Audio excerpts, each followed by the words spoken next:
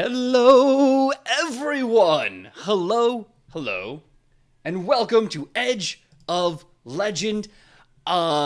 This is my first ever time TDing.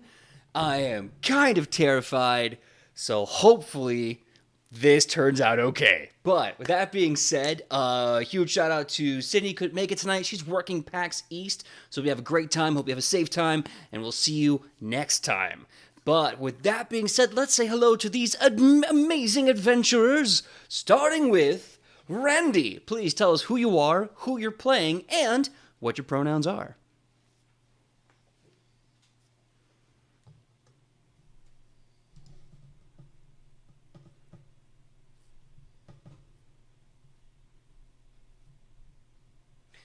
Excellent. Well, next up we have Sam. Sam, please tell us who you are, who you're playing, and what your pronouns are.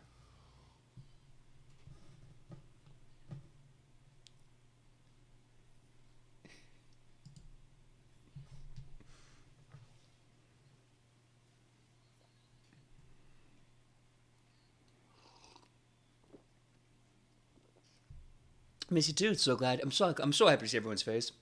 Next up, back from London, we have Kylie again. Kylie, tell us who you are, who you're playing, what your pronouns are. Oh. Oh no! I was wondering if that was the case. Ah ha ha! It's my first time TDing. I have to translate. Oh god! Hold on. I guess that's... Alright, can someone else speak and see How about now? How about now? How about now? How about now? The desktop audio gets him. Yeah, buddy. Are you feeling it now, Mr. Krabs? Are you? Oof. All right. I'll stop feeling it now, Mr. Yeah. I'm Okay, they're okay, good. we're good. Thank God we're all good. Ladies and gentlemen, and non-binary people, welcome to Edge of Legend. It's my first time TDing. It's going to be probably like this all night long. Let's go. So let's go back to Sam. Randy, though. Randy? They didn't hear Randy either. They didn't hear Randy either. Let's go back to Randy. Randy, please tell them who you are, who you're playing, and what your pronouns are. All right, Yeah. take two. Let's go. Hey, everyone. I'm Randy Alvarenga. I'm playing Lothar Vanlinson, our druid human. Our pronouns are he, him. There we go. I did it. Heck yeah. All right, next up, we have Sam. Sam, please tell us who you are, who you're playing, and what your pronouns are. This is actually great because I messed up the first time and none of you heard it. You only saw me mess up. Yeah. Hello, I'm Sam, and I play Ichipukton Papakui, also known as La Pacifica Dorita, and my pronouns are she, her. Excellent. Now we go back to Kylie, who did a LARP in London. So Kylie, please tell us who you are, who you're playing, and what your pronouns are. Hello, I'm Kylie, or I go by Kai. It really doesn't matter at this point. I play Shionibus the Elven Ranger. We both go by she, her. Excellent. Last and certainly not least is the man who is probably going to hold my hand this entire night. Wes, please tell us who you are, who you're playing, and what your pronouns are. Here's my hand. Hold on, I'm scaled. There we go. I gotta hold it. Travels distances. Hi, everybody. I'm Wes, a.k.a. Dragon Targear, the Duskwalker Magus, who loves fire and blowing things up, and he's still very injured from having his chest caved in the last fight. So, yeah. Here we go. Yeah. Oh my God. Like I said, Sidney can't make it. She's at PAX East having a great time. So without further ado, I guess I have to introduce myself. My name is PJ. Like I've told you, like a scared child, because it's my first time TDing, and we're just gonna have a good old time. We're gonna get through this. I am the GM of Edge of Legend and Nat 20 Productions official here on Twitch. My pronouns are he, him, and I'll be playing everyone and everything in between. And a quick recap, if you haven't gone back to our YouTube Nat 20 Prods and checked it out for a while. Last 3 weeks ago was insane. The players just finished the second of the 3 things they need to temper Tobias' soul, and they needed to perform a miracle, to which the Celestial told them, hey, go outside and take a look. They did some thinking. They found out that a massive tidal wave was going to come and basically drown all of Brack, and I'm like, well, that sucks. I'm completely oversimplifying this. They fly out there, they get into an epic fight between the tidal wave, Koromot himself, or at least an aspect of Koromot, and Arbad. Like Wes was saying, Arbot basically put his hand through his whole chest, and after an intense fight, summoning the ancestors and cracking Quartermount in the jaw with a staff, the tidal wave was eventually wrestled and ended, and City of Brack is saved. Quickly after, Tobias goes off to have his vigil in reflection upon the miracle, and this is where we're going to be picking it up back in the City of Brack. There are a few other things from last episode, if you all might remember, but if you need a refresher, I'm happy to tell you some little secrets that Coromont dropped. But we're going to be starting it here and now in your hands. What are you going to do now that you're back in Brack?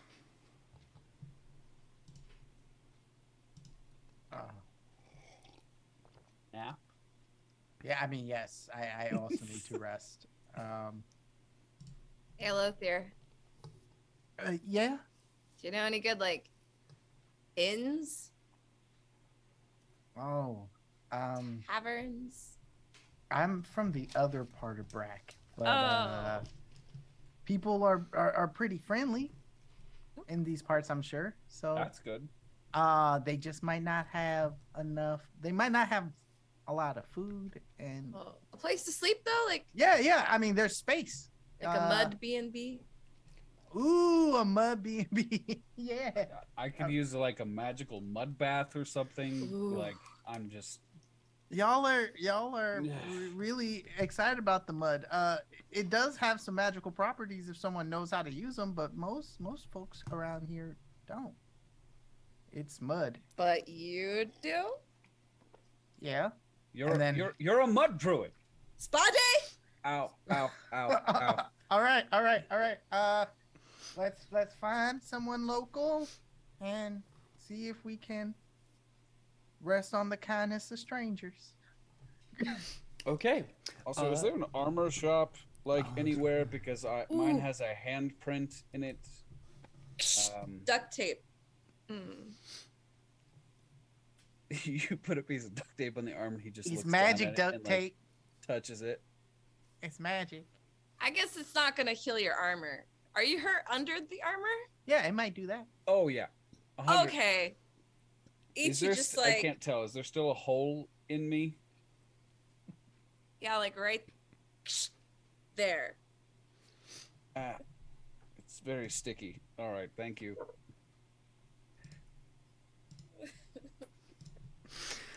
So yeah, after you patch up literally Wes's character, you can give me a society check if you want, or you can just kind of do a diplomacy check, anything to ask around and find how much the kindness of strangers will get you. 29 on society. Ooh. A 28 on society. I know more about your hometown than you do. I suddenly forgot how to play Pathfinder and left all my dice across the room, so I'll be right back. All right, see you then. 35 for society. Damn. So This is what I do. yeah, absolutely. So they they're being very nice, and a lot of them like, I don't know.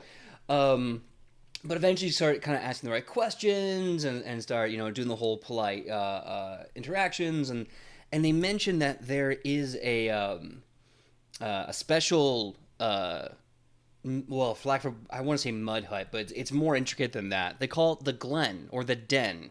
Depends on who you talk to. But they say that it's, the rumor has it that the mud in there had magical, recovering properties, but people hadn't seen anyone in that location for dozens of years. Oh, that sounds great. I'm going to do a nature check and try to see if I can figure out at least some things about the area. Anything around here. You know what? I just rolled trash. I'm gonna do it. I'm sorry, guys. I gotta use my hero. I know, but this is my home, and I care about it. Absolutely. All right, much better. All right. A nature. Ooh, I forgot what my nature was. What's the bonus? I'm curious. It's been a minute. It's 21. It's a plus 21. Yeah, it's a 15 plus 21, so 36. 36. Okay, so With a 36, they start telling you some things about the den or the glen, and you realize when people call it the glen, it's the colloquial term for it. When they call it the den, it's a kind of hanging on from an old druidic term for a place of like study and rest. And then you remember that Cormont was talking about how there's some secrets possibly in a druid alcove somewhere nearby. Mm-hmm. So with their help and your knowledge between Shionibus and Lothier, you've basically found the secret hideout of what used to be druids in Brack. See, it was definitely worth using that hero point, you guys. All right. And so here we are. This place that probably hasn't been touched by that many people in a long time. Wow. I can't believe we found it. Gionibus, you're amazing. Does it always smell like this, though? Like, my eyes are watering. Oh, I mean, the mud is the mud. You got to just accept it. But apparently there's supposed to be some magical properties, they said, right? So he grabs a fistful of the mud, like rubs it into both of his hands, and smears his face. What happened? So when you come across the den, you see a simple stone and mud building, all made in one piece with open portholes and open doors. And the one thing you notice, some of the sparse and only grass you've seen in Brack for miles are coming out of the edges of this building. And once you get inside and put the mud on your face, you feel a tingling sensation on your pores that starts to enter into your body. You can start feeling your whole chest get warm from the sea mist. It's just burning all that cold water away. Your mind, you can actually feel the tension of just everyday just starting to release and lift from you like a spirit. And when you're done, you feel refreshed. Your skin feels supple and alive. And you get the idea that the entire ground you're stepping on is equivalent to the cantrip healing mud. And you can use this in a medicine check for at least a +2, if not a +4 medicine bonus to heal people. Oh, wow. Yeah, Dragon doesn't even wait for Lothier to like tell him. He's just gonna like full body just like belly flop in pretty much, but fall over into it. All right. So I guess you're putting this on me. I'm gonna go for the master level healing, unless Randy wants to take this over. No, I mean I'm down to watch Dragon play in the mud. Like Lothier could help, but he's just gonna sit here and observe because he felt that the little bit that he had, and he's like, "Oh, this is gonna be good. I'm excited." Yeah, Dragon like just takes off what's left of his armor and drops it, and then face plants into the mud. Okay, so you just face plant into the mud. The mud you hear the pop of the compressed air in the mud, just, and then the splook noise of your body starting to sink in like about an inch. You feel the ting. To do that. That's how you got the good mud. You are critically healed, which means I need you to roll 4d8 and then add 30, as the mud God that you're walking on heals you. All right, so that's 41 healing. That's great. Wow. This is good mud. Very good mud. So yeah, Dragon like pulls his face out. This feels amazing. I and he like touches his chest.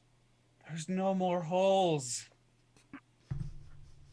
That's good, my friend. It feels good, buddy. It feels good. All right. You hit a god with a stick.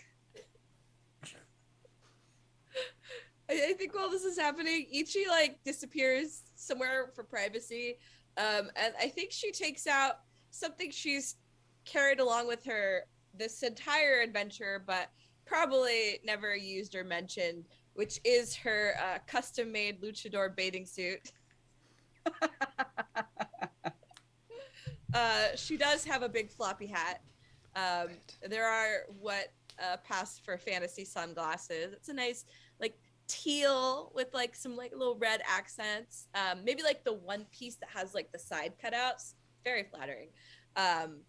And she's gonna go over next to Dragon, who I'm assuming you're just kind of like starfished in the mud at the moment. Yep, pretty much. That is an accurate description of what's happening with Dragon right now. I think she's gonna pull up like a log or something and just lean back, take some mud and just kind of like delicately face mask. Look over at Shionabis and say, "Are you getting in here? The mud is great." I'm sure it is. No, I'm gonna sit right here on the edge and just put my feet in as she's like rolling up like her pants legs to like just below the knees, like a typical mom at the pool, and just like sits on the edge. So Dragon like kind of eyes back and then smack towards Giannis. You think you're so funny, as she's like, gross. Feels good, doesn't it? What's the little bit of healing that Kylie got? I just need to know. That'd be a 1d8 healing for that. Jesus. It's magic. All right. Bingley. Nah. No, this is no. Ugh. I So- don't do dirt and mud. Gross. That's why it's only a little, and I'm just getting my feet wet. You're lucky I'm here at all. Dragon Well, I mean- sits up and with a very serious face looks at Chianabus and just goes, "You're making fun of our friend's home. It's very No. rude, Chianabus. That is so unlike you. No, don't start this. I mean, Don't start something. These you can't people finish. welcomed us." they even told us about the special hidden grove that, Mhm. like, they don't have much here, Chionabis. You gotta accept Oh my it as God, a kid. when did I become the bad guy? Just, by Just the get in the gods. mud. Get in the Oh mud. my Get in the God. mud. If I Dragon put my looks head at up to my Loki and knees, just, are like, you gonna be trying to hold happy? back laughter. What was If I that, go to my Kylie? knees, are you gonna be happy? Like, Yes. is that it? Yes. Oh my God. Fine. Okay, got it. Y'all can simmer down. We're participating in a scoot in a cultural little more. exchange. We are. It's important. Lothier is smiling really big, but also like I want to look at all of the surroundings, like look at every little thing, like if there's any inscribing, anything here left over from those druids. So the first thing obviously you see is descriptions of like different rooms, like the common room, the study, the bedrooms. You see one that says the meditation grove. You see one that says the deep study, all that kind of stuff. You also see like old names of druids that were there, kind of like hand carved in, like so and so was here. You see one that is covered in stone, like the name is turned into stone. And it's a similar, the vibe you get, the energy you get off this is this. It's similar to the archdruid that the woman from Brack who is in the trenches at New Jack City told you about.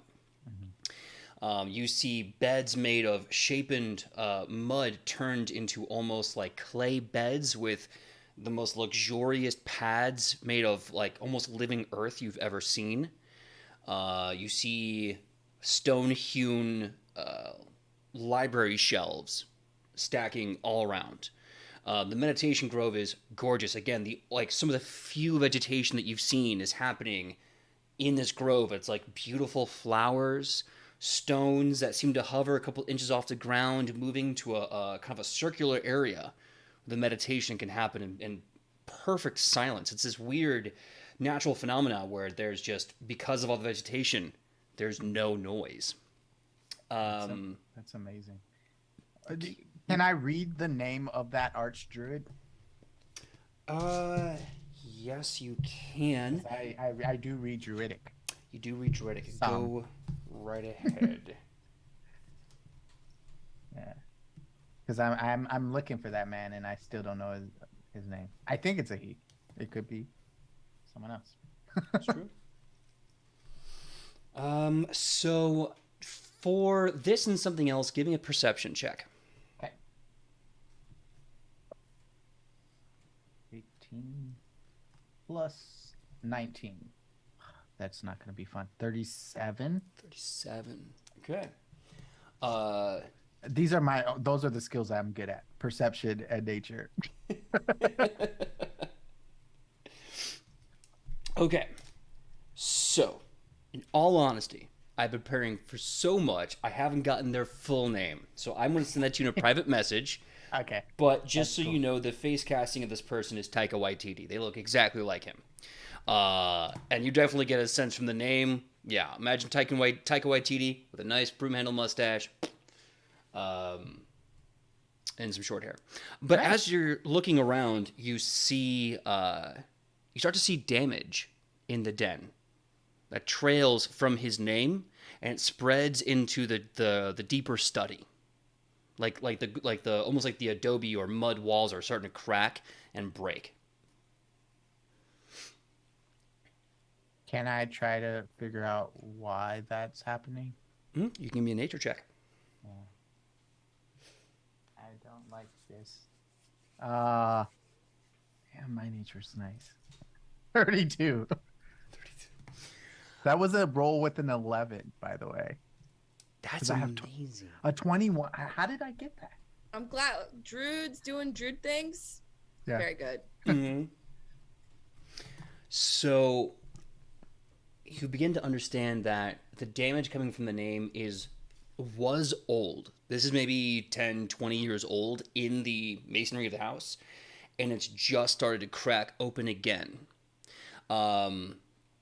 You know that there is a lot of soft earth here, but the earth is slowly stiffening and hardening into harsh stone. Something beneath the earth is starting to affect above it, and it's moving in the direction of the deeper study. Okay. So I imagine everyone is probably still like relaxing or pretending to relax in Chionabis's case. But Lothar like runs back into the like main area, and he's like, all right, this is really great, and I know we want to relax and just have a nice spa day, but we've got a mission, or at least I have a mission, and I would really like it if y'all can help me figure out what's going on. And he's talking like a Malamine. He's like blah blah blah blah blah blah blah, like as he runs it. No, there's no urgency from you guys. It's really important. We got to go like right now. We got to What? figure it out. What? What? Okay. Oh, okay. Calm down. All right. So You were so relaxed a second ago with all Yes. the mud. Yeah, I was relaxed when I thought this place was going to be here later. But if we don't figure out what's going on, this place might not be here in a couple years, days. I don't know. What? Okay. Like Okay. this Okay. This mud area or like Brack? No, this entire little grove of the druids. This what's left over. And then he basically sits there and tells you guys what he felt outside with the nature and what he saw with the foundation, and how there's something underneath the earth here that seems to be like hardening and sort of causing things to do that. And he's like, this is the only grass I've seen in Brack in years in this way. This is this place I didn't even know it was here. But we got to figure out what it is, right? Right? We got to figure it out, right? Yeah. He like Dragon places his hands on his shoulder. Yes, we are going to figure it out. Don't worry about it. We'll go get some shovels. We'll dig down there and figure out what's going on. Okay. Shovels. Yeah. You Is- got a better idea? Do you We're gonna dig a tunnel? Well, he said that underneath this place is what's causing the problem, right? I mean, that's what it felt like, but I don't know if that's even the right way to do it. Whatever the druids who were here did, protected this part of the land from the blight that came in and destroyed it, right? I mean, there's no other way we would have this. Brack's land doesn't allow us to even grow food for people. But if we could figure out what they did, maybe we can, or I say we, but you can apply it to the rest of Brack, possibly? The only thing I know is that the last thing that the druids tried to do, they said they failed. Oh. Yeah, but you're better than they are. That's what? I'm still learning what I'm supposed to do. I'm not better than these exactly. people. That's what I'm saying. You're still learning, and you just kicked the shit out of a god. That was a power from some angel creature thing. I didn't do that by myself. Lothier, we've been traveling together for a long time. Well, a while. And I have the utmost faith in you. You've done things that none of those other druids have done. You can do this. Okay. Yeah, maybe. Yeah. Maybe there's, maybe there's some kind of a hidden tunnel. Maybe there's a secret tunnel. A secret tunnel. Yeah. If you feel like there's something underground, maybe we should look around the area more. Maybe we should scout the exterior. Let's do it. All right.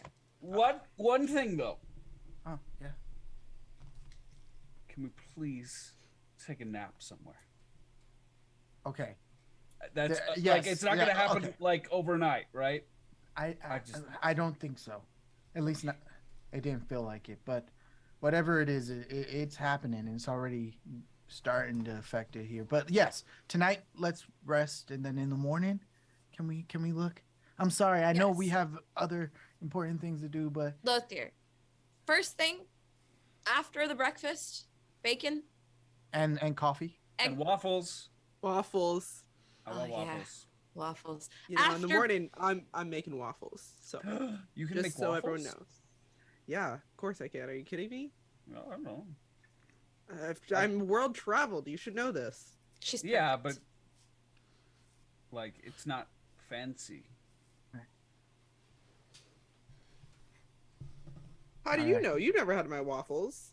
That's very true. I just so make so waffles. the secret question is why have we not had your waffles? We've been Yeah, that's traveling a- for quite some time. No one's asked. That's not. Why would we ask him? You- if I've you You've always special been waffles? so excited about your squirrel jerky, and I didn't want to take that away from you. We had. That's all I had at the time. If you said that you had the things to make waffles, then of course we're gonna eat that instead of the frickin' I'm squirrel just jerky. saying. You just seemed so excited about it because you were just preparing it yourself, and you seemed so proud that you made this little meal for everyone. I wasn't going to take that away from you. That was very kind of you, Chionobis. I lean over to Thank you. Dragon and I go, I kind of like your squirrel jerky. I like it too. Well, after waffles, we will go scouting. And you know what they say about elven waffles. And PJ, I'm gonna roll for dubious knowledge. Okay. What would that be? Society? Yeah, it would be society. That's a 5. Kylie, do you want to make up 2 truths and a lie about elven waffles, or do you want me to do it? Go ahead, because she absolutely does not know how to make waffles. Comes out.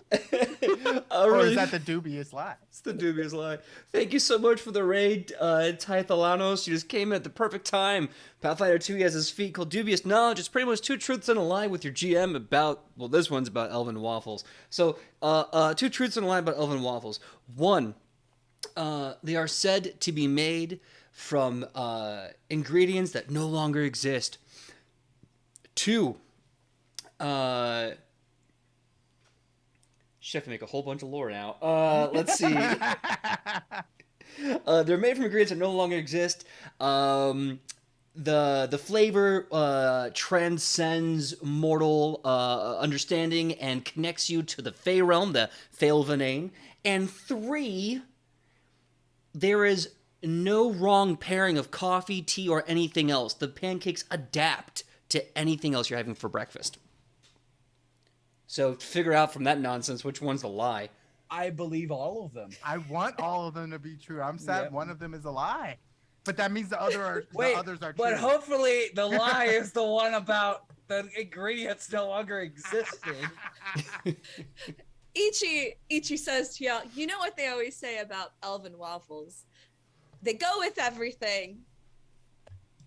They're really hard to find. And they sometimes make you so high you see the Fey realm. So I guess we'll find out tomorrow. Whoa! Yeah. How come you haven't made these amazing special waffles before? Because you're squirrel jerky. My squirrel jerky doesn't make you see the Fey realm. You're eating something from the sure Fey it does realm. if you don't try it correctly, I'm sure it will. The death realm. Yeah, that's more likely. Anyway. All right, so I guess we're it's time going to to go to sleep. sleep. Yep. I'm off to bed. All right. See you in the morning. Like Lothier, it is probably like a good 6 p.m. And Lothier's like, tomorrow morning needs to get here. Yeah, Dragon like kind of gently wipes some of the mud off, and then thinks about, I don't want to get my rucksack muddy, and then this is like, oh, I don't care, and then just climbs in and passes out. All right.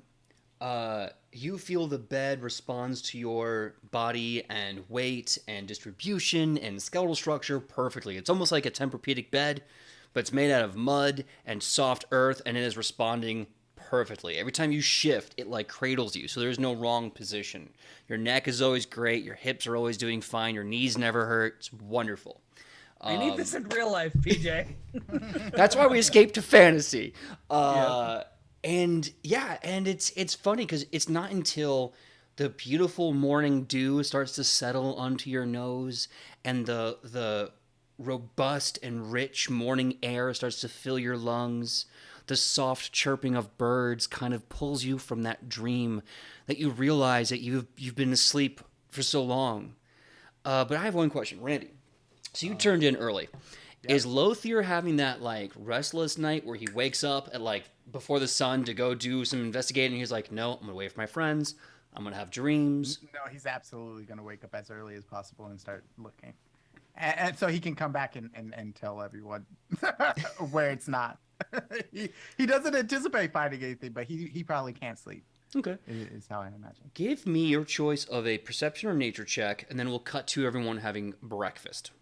Assuming you want to get those elven pancakes ASAP. Yeah. I did not roll too well. Waffles, thank you. That's a 25.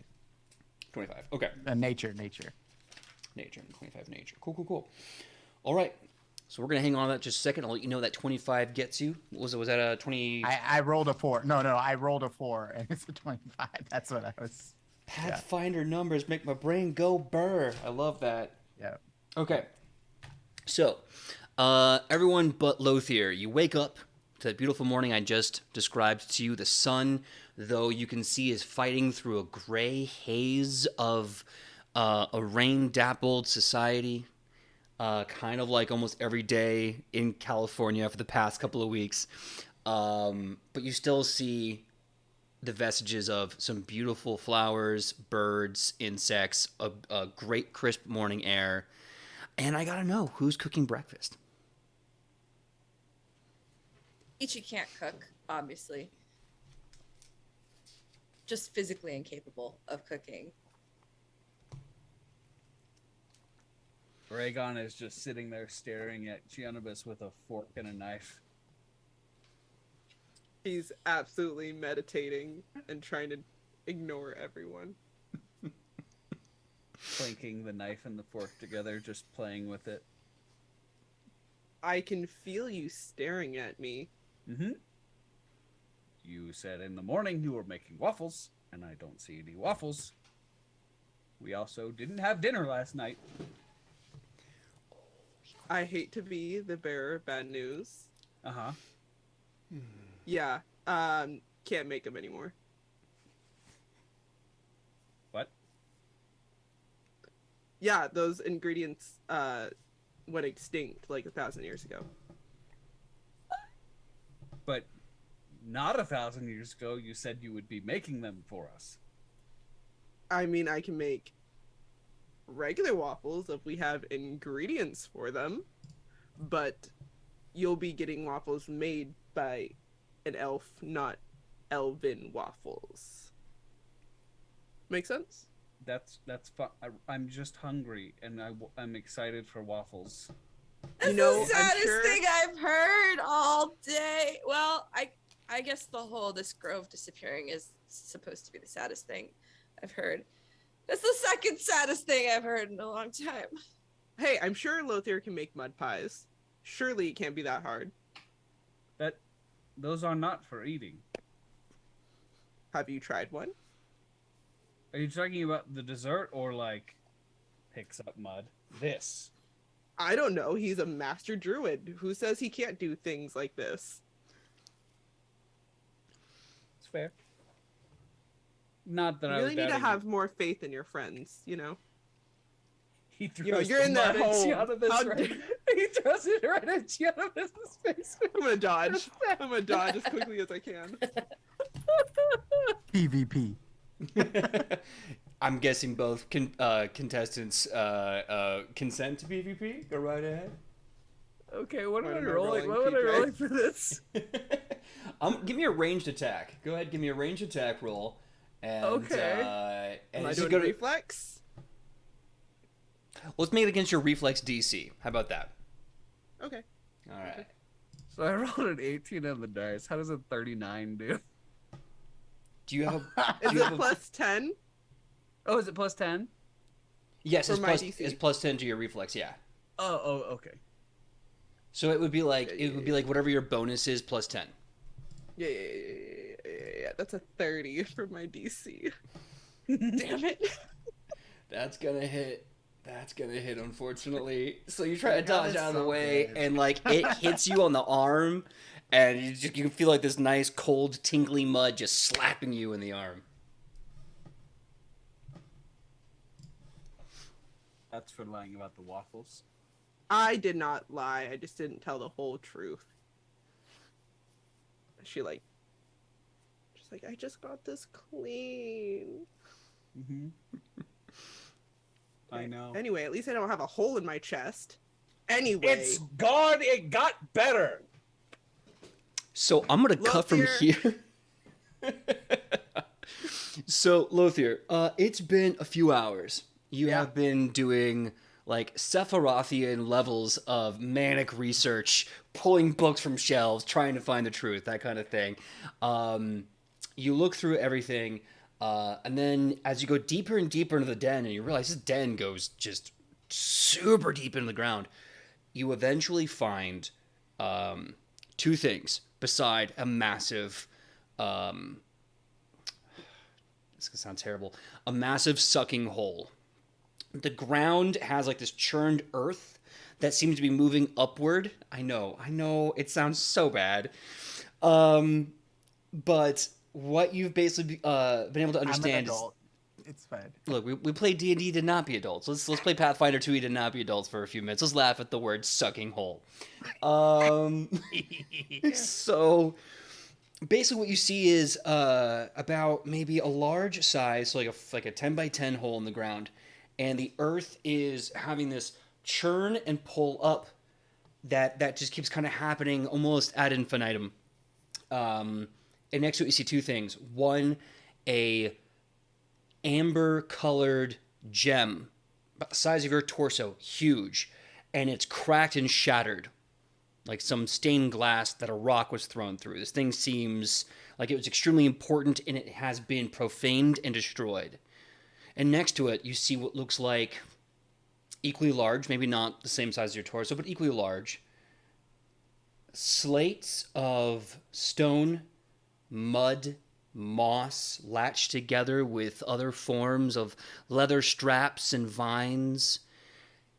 And speaking and reading Druidic, you look at it and you see this is the last book of the Way of Mud Druid Circle. Oh my gosh.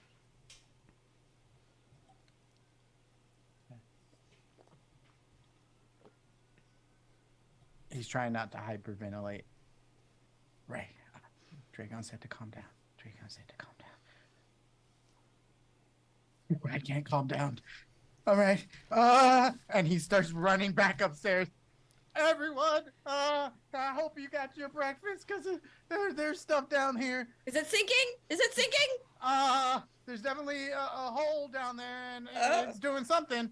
I mean, okay, let's go. Wait, how were the waffles? Well, Oh, you lied, didn't you, Cheonibus? I didn't lie. I just didn't tell the full truth. Dragon, we can eat afterwards, I promise. Okay? All right. All right, let's go. He runs back downstairs. I want you to know this is a perfect situation that we could have used Alona to be like, let's do some research. Let's try to figure out what that gym is. Nah. Well, like past episodes of Edge of Legend without Sidney, when Mom's gone, we just do whatever we want. Yep.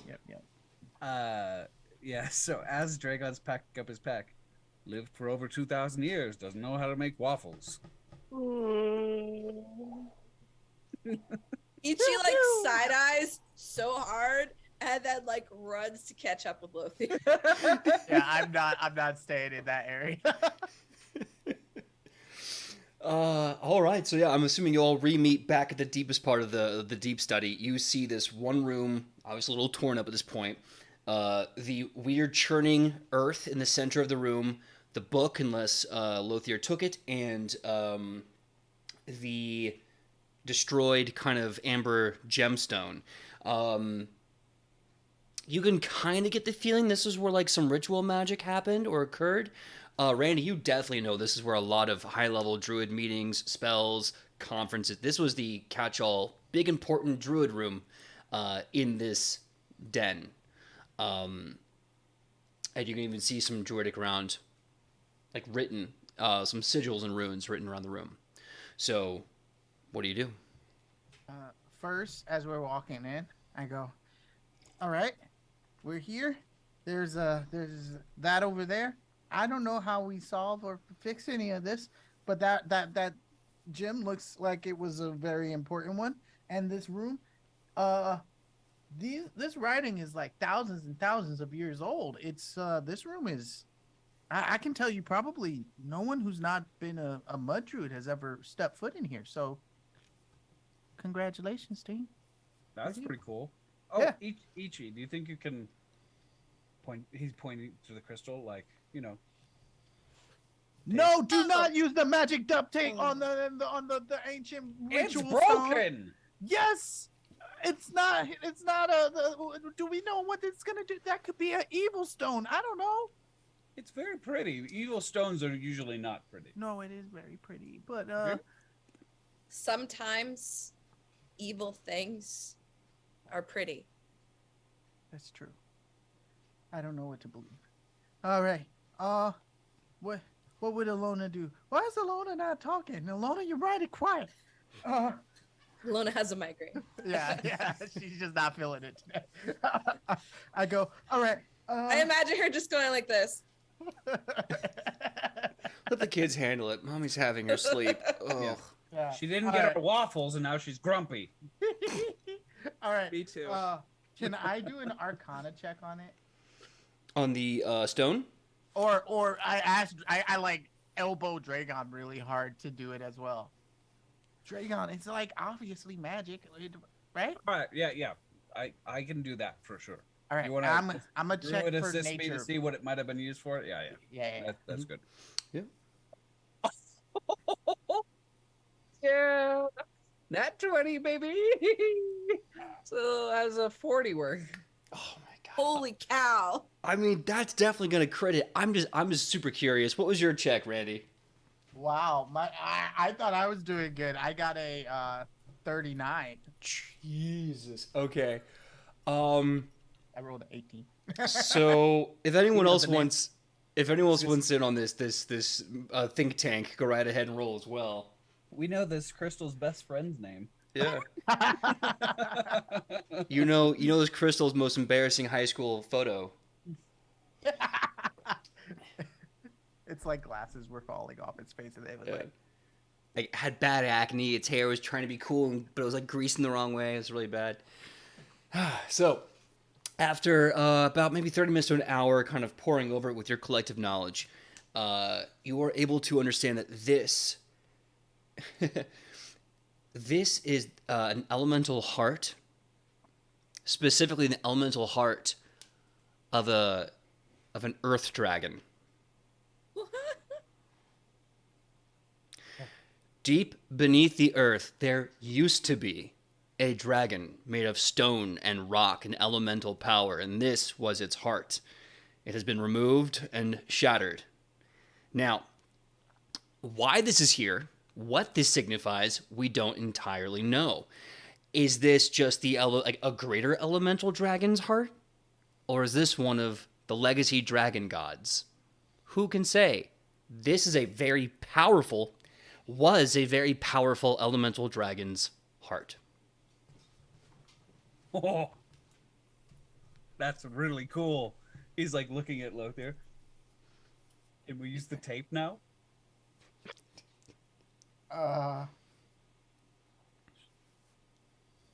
he kind of like awkwardly looks over at Ichi to use the tape, but he doesn't know what to do. I mean, it's broken. What else? What It else are we gonna belonged to a dragon at one point. And they might be really friendly to us for fixing their heart. I think the dragon's probably dead if its heart was taken out. So here's the Right. thing. We can make it better. This duct tape is magic. Could work. It could not work. But I need to know. If it works and something bad happens, you're not going to get mad at me. No, it'd be my fault. Oh no, that It would be 100% all my our fault. faults, to be honest. That's I just don't want to bear that responsibility personally. You know who Re- bears that responsibility? The person who's supposed to keep us in check and looks over at Ilona and then looks back. Let's do it. All right. I pull off a strand of duct tape, tear it off of my teeth. I get who do I think is the most dexterous? Shionovis. To hold the pieces together. Okay. So bad. Okay, here we go. I guess I'll like All right. hold it together. Any possible chance I can funnel like arcane energy into like expend a spell slot? to PJ, funnel when you arcane plant energy into this, is this where you expected this to go? Not like this. No. I thought we'd be psyched about the mud book, but here we go. I All want right. the mud book, but I'd rather put this I'm back keeping together you and on figure your it out. toes, BJ. That's what being a GM's It's been a few about. weeks. I've got all this sassy energy built up. I got all this sassy energy built. I want that on like a tank top. I got all this sassy energy. Okay, so let's count this like a ritual, which means everyone give me a check. I'm going to give you about 3 or 4 skill checks, and you make whichever one that you feel works for you. They are nature, arcana, crafting, and medicine. Those 4. Nature, Arcana, crafting. 0 point. That Does was- anyone else and have medicine. nature or arcana or crafting? I have healing. nature. Okay, if I've you got want to, medicine. you've got medicine. Okay, That's the best one. We're making shit work, guys. Dragon probably doesn't have crafting. I feel like Ooh. Yeah.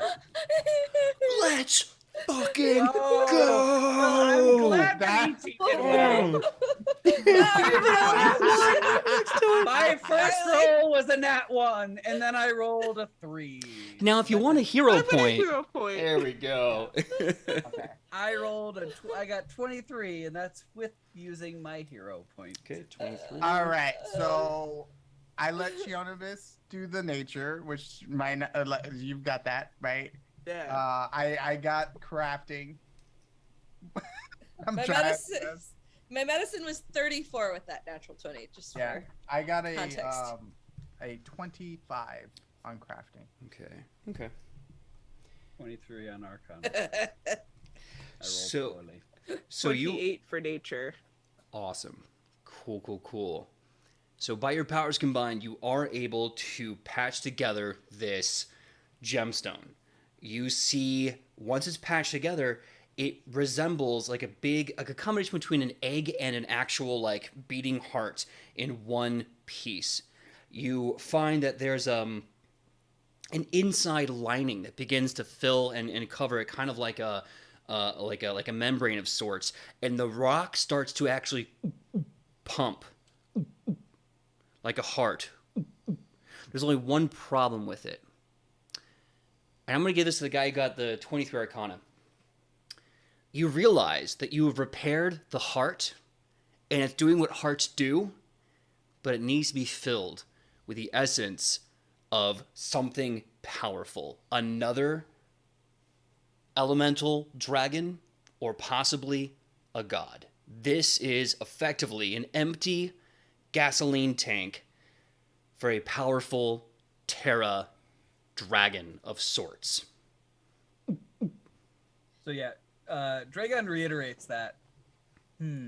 It's weird. I'm sorry, I just had to say it. Is it giving off any magical energy now, though? In that, like, hey, looking for magical energy kind of energy. Like, magic seeking magic. Okay. I almost said Dragon for myself, and that's not right. Lothier literally sees it start beating, and he asks Alona for her bag. He's going to put it in there, and I'm going to cast a spell around it. Wall of ice. I want to freeze it so that we can take it wherever we're going. And he looks at everyone and he goes, we're about to go and kill something.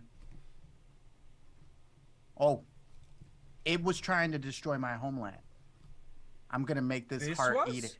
Oh, no, the person, the entity we've got to go and kill. Wait, there's something we gotta kill now? I didn't No. even... We're going to go kill the Green King. Right? Oh, yeah. This energy wants something that it can feed off of.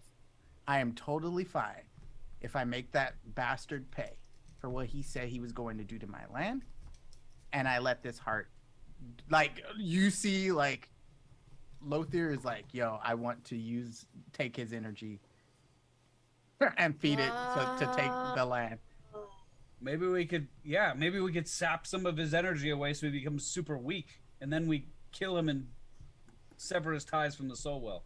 It would be the most brilliant poetry if we could take what he thought he was going to destroy and use him to make it whole again.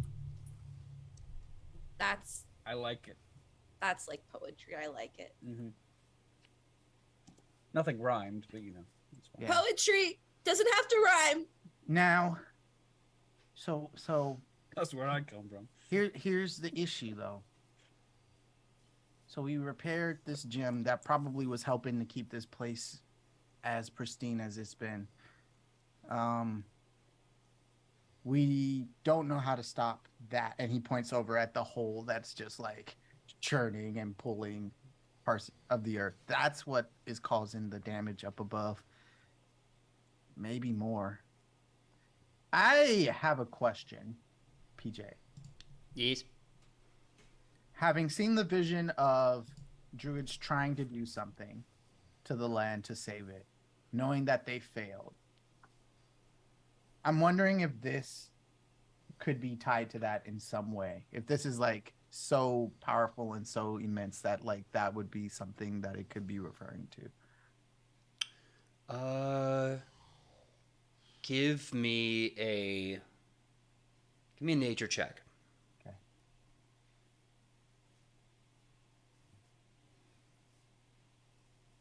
That is a good old dirty 30. Dirty 30. Okay. As you're pondering this, Shionibus, you see the Mud Druid book begin to kind of glow and tremble.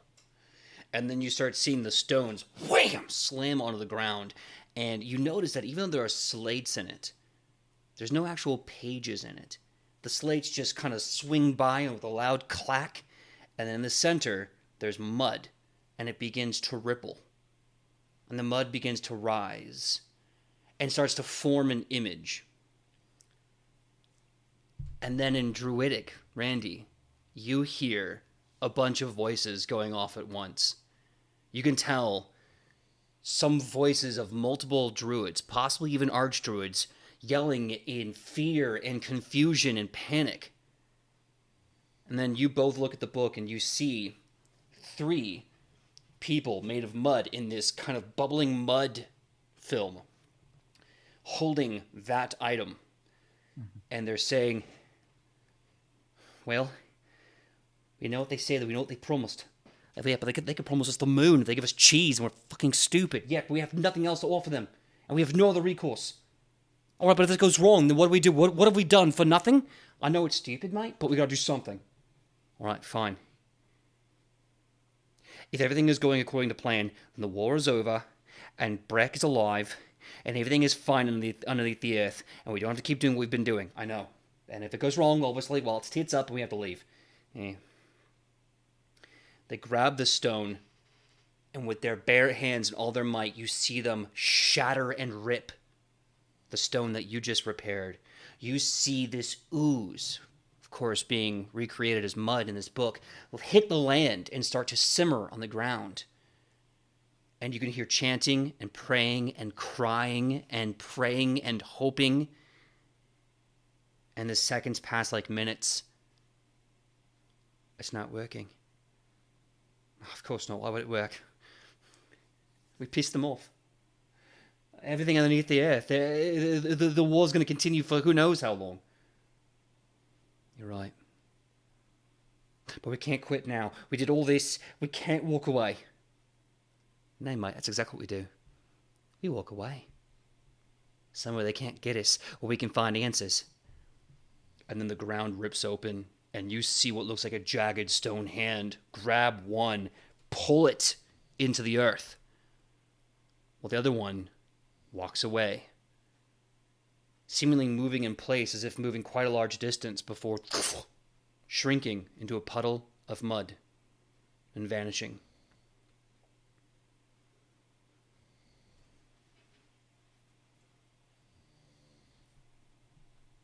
They did this. What? By destroying that thing, they caused this. They were trying to help, but they destroyed it. They were supposed to be the ones protecting the land for Brack. Wait, are you saying the druids are the ones who made the land unusable? That's what it looks like. Wait, I thought Acadia did that.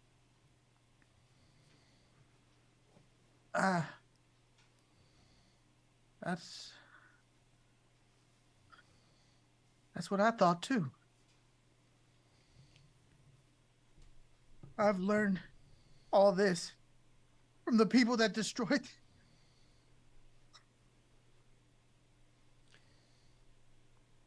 So let's fix it. If it could be fixed, they would have done it. Again, they're not as good as you, clearly. And they didn't have us. You're right. Okay. So we fix it. They said something about them being angry. Those in the earth, and then there was that hand that came up and pulled one of the druids down. Whoa. What? Did you not? You. I'm sorry.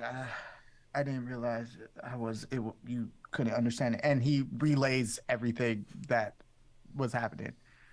And he goes, yeah. What do you think that could be? I've no idea. Is it another one of those like stone scorpion guys that wanted to eat you? He tilts his head. I don't know. I don't know what that thing was.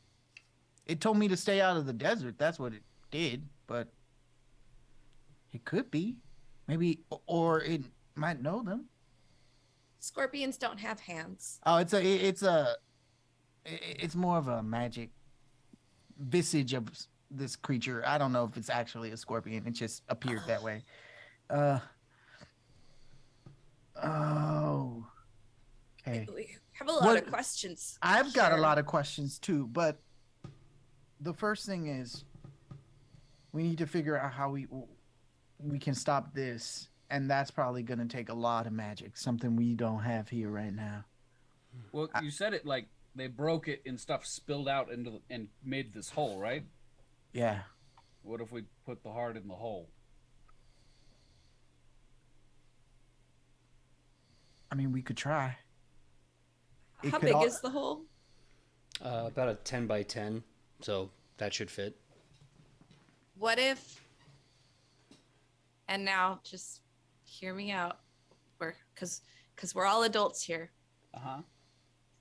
What if we enter the hole? Be the most action I've gotten recently. So yeah, I'm down. Let's Somewhere in the distance, a load of groans. All right. You do hear another voice, Randy and Kylie, because you helped with the nature check. It's one of the voices that you remember hearing in that little recreation made of the mud. Hello? Is this thing on? This is probably gonna be the last spell that I cast here in this plane. My name is Archdruid Coheen Jasixson. People just call me Jasik for short.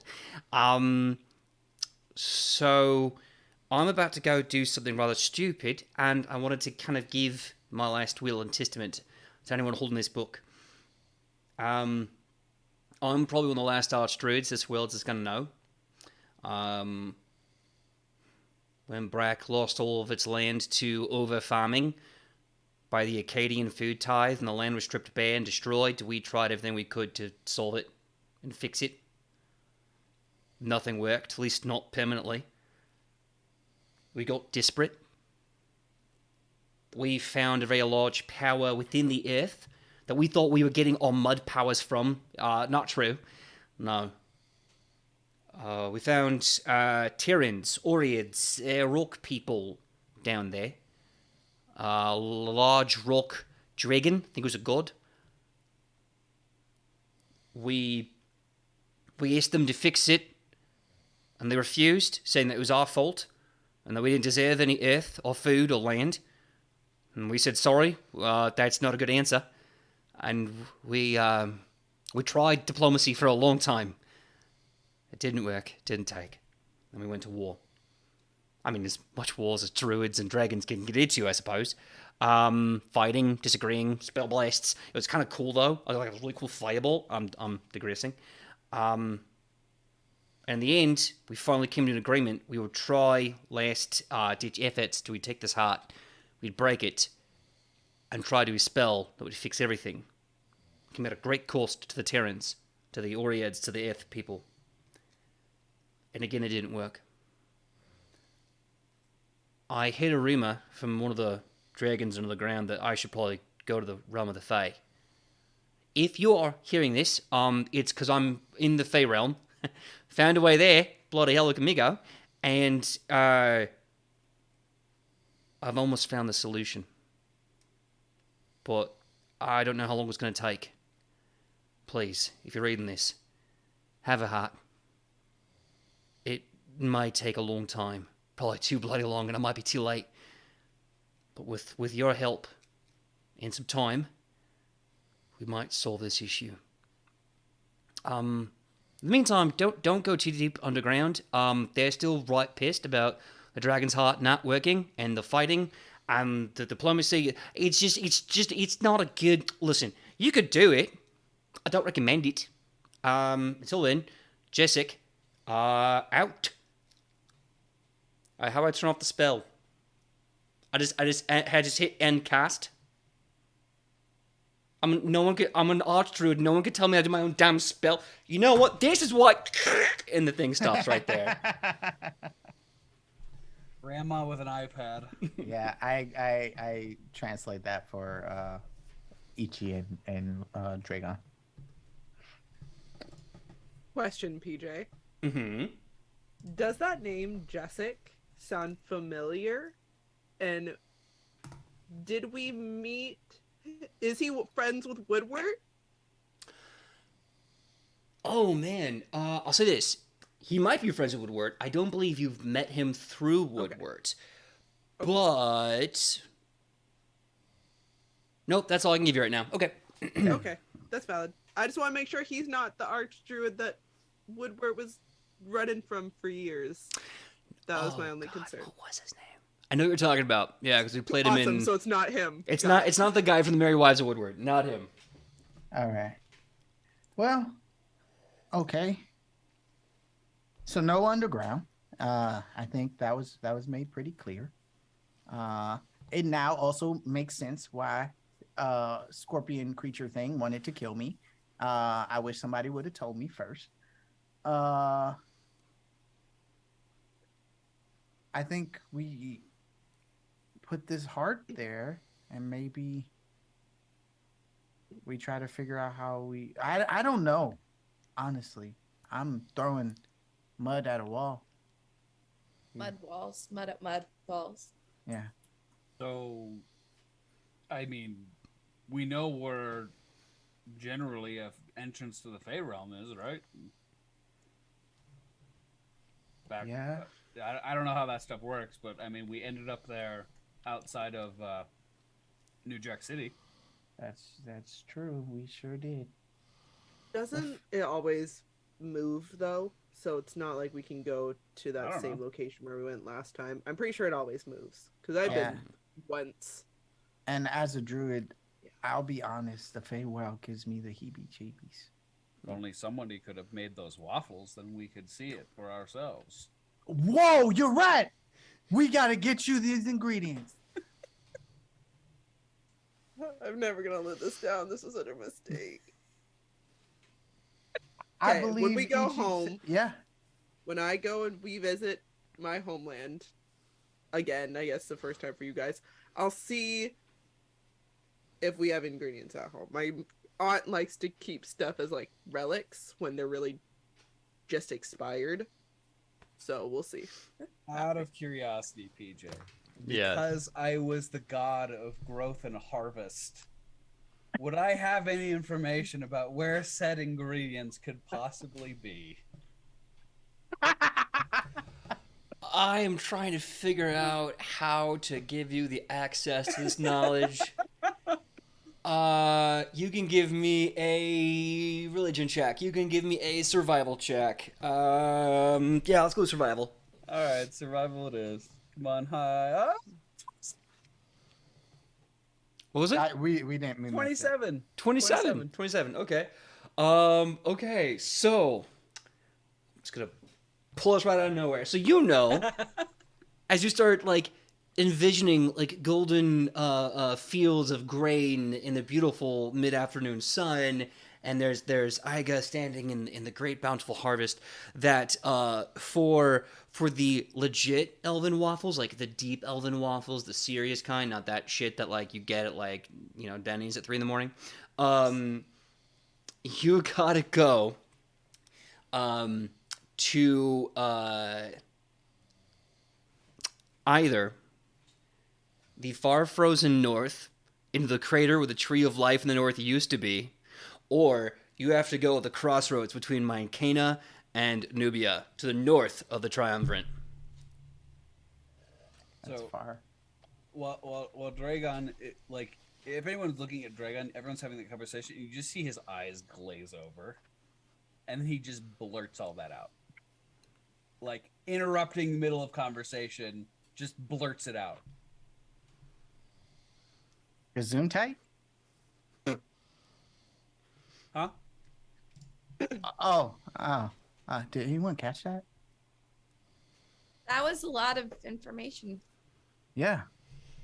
Like I said, when we visit my home, we can make But- a side trip. But and the we can figure ingredients out are still what's there. cheaper. It's true. As Wait, far but as then, we know. okay, so the ingredients are there. We may be able to see the Feywild. That's good. And who knows, if we make them like good enough, maybe we could even talk to Woodward. Well, why don't we just talk to this Jackson fellow? The Is he druid. alive? Because he's I in the Fey realm, right? He could be. Can you mud talk to him? That would Not- actually make. I can't do that to the Feywild. That's Why not? they're different planes of existence. It doesn't work like that. I don't know how it works. I'm just You- throwing out suggestions. You literally I'm not do a druid. magic. You pull stuff out of the ether and create fire. Yes, all but right, I all don't- right. I can't make a know. mudophone. I know that we're all waffle starved here, so it's tearing us apart, but I think we need to find a game plan for like Now. the Yeah. next immediate future. All right. What is the most important thing? I mean- Other than eating waffles. I mean, the most important thing, obviously, is to take down that evil, he who shall not be named but lives in the soul well. And how are we gonna do it? With a rock. By taking Dragon to the soul well so he can become a god too. Is that a new plan or was that That sounds like a new That's plan. literally I- literally what the plan has been all With along. Dragon? man. Dragon? Yes. It Why becomes Dra- an avatar. Not a god. I'm not but a like god. adjacent. Yeah, that's What, that's what about different. all the stuff with Same thing. No, we got. We're into the cycle that we're still doing that. That's still important, Yeah, and but, I'm sure.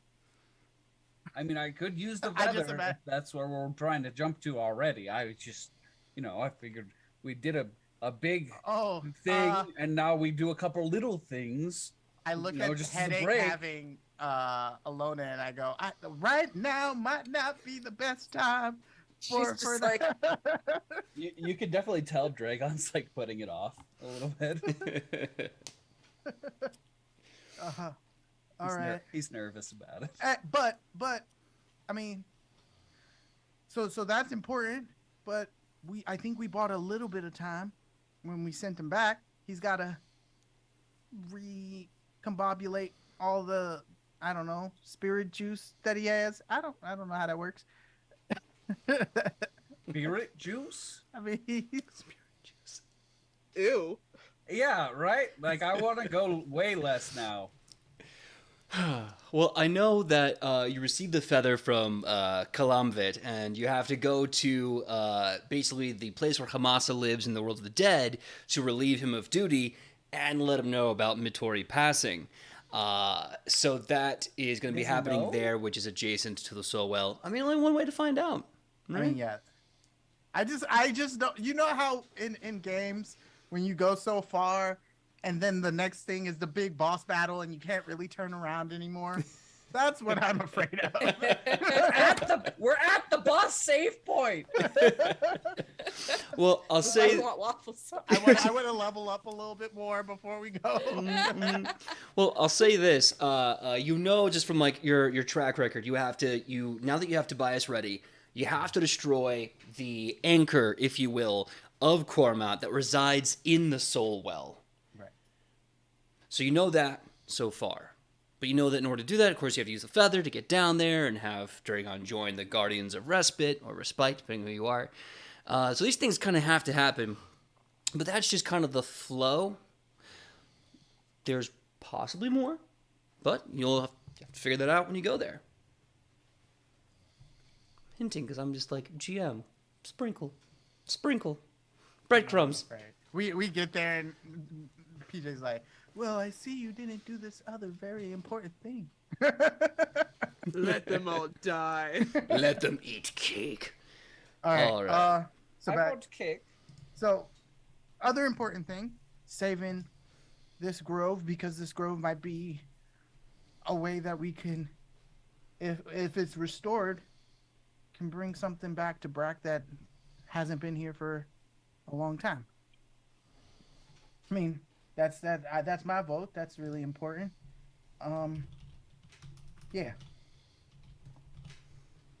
All right. I don't know how to do that.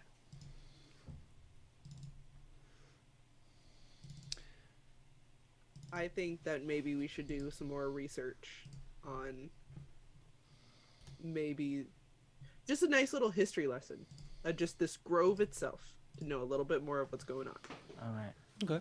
Well, we're going to go take our 10-minute break. When we come back, we're going to figure out what those next steps are. And, Randy, while we're on break, go ahead and check that Facebook message I just sent you, because you have just unlocked the Circle of the Mud Druid class feats.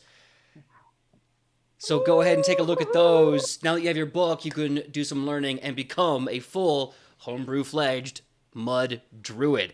And I'm about to get broke like Dragon. Yo, and I'm gonna give you this offer before we go on break, because I know you have like the two like druid circles.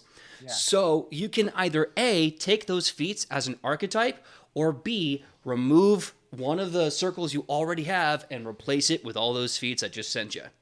The choice is yours: free archetype or core mechanics. So we're going to come back in 10 minutes. This is my first time going on break. We're going to go back in 10 minutes, and we will see you all then. Goodbye. Hello, everyone. Making sure I did this right. Yeah, baby. We're live. How's it going? That's right. Your TD did that. Okay. Anyway. Wow. Here we go. Desktop audio so they can hear you all too. Yo, I'm the best. Anyway, okay, everyone. Hi, welcome back to, by the way, I just realized this is episode 50 of season 2, y'all. Wow. Yeah, check that out. So if you're just tuning in, we had an amazing first half of the episode. We found a very hidden, secretive druid circle, and the local druid finally got their Mud Druid book, and it's awesome. So now, I guess I have to ask you, because it's a new day, and you know we have a lot of things to do. The next step, of course, is to go to the realm of the undead. But the big question is, what are you going to do next?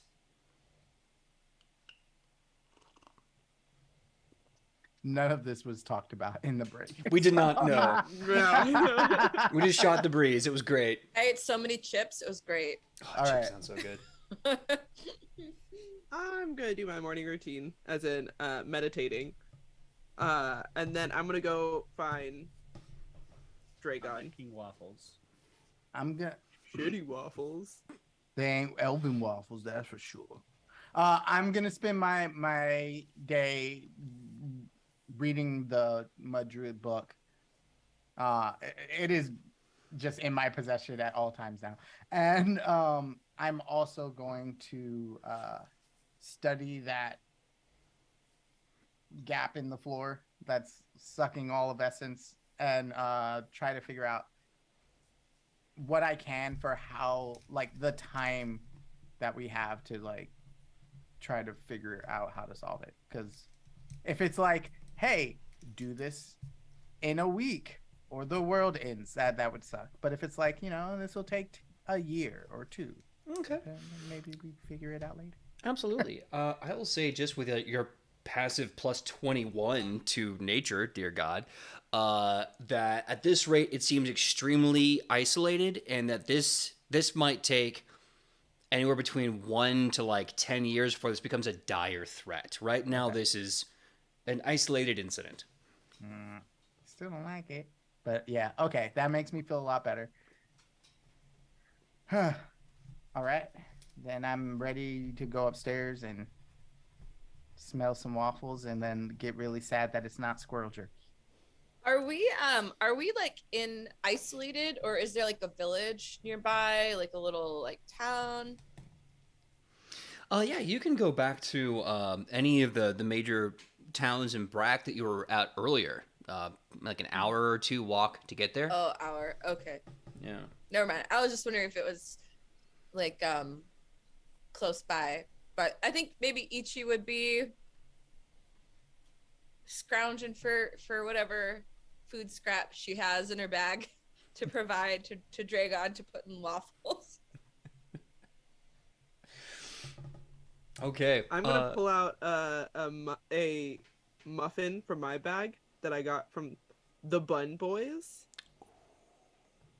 all those years ago. And I'm going to walk over to Ichi and just like casually drop it into her lap and just keep walking.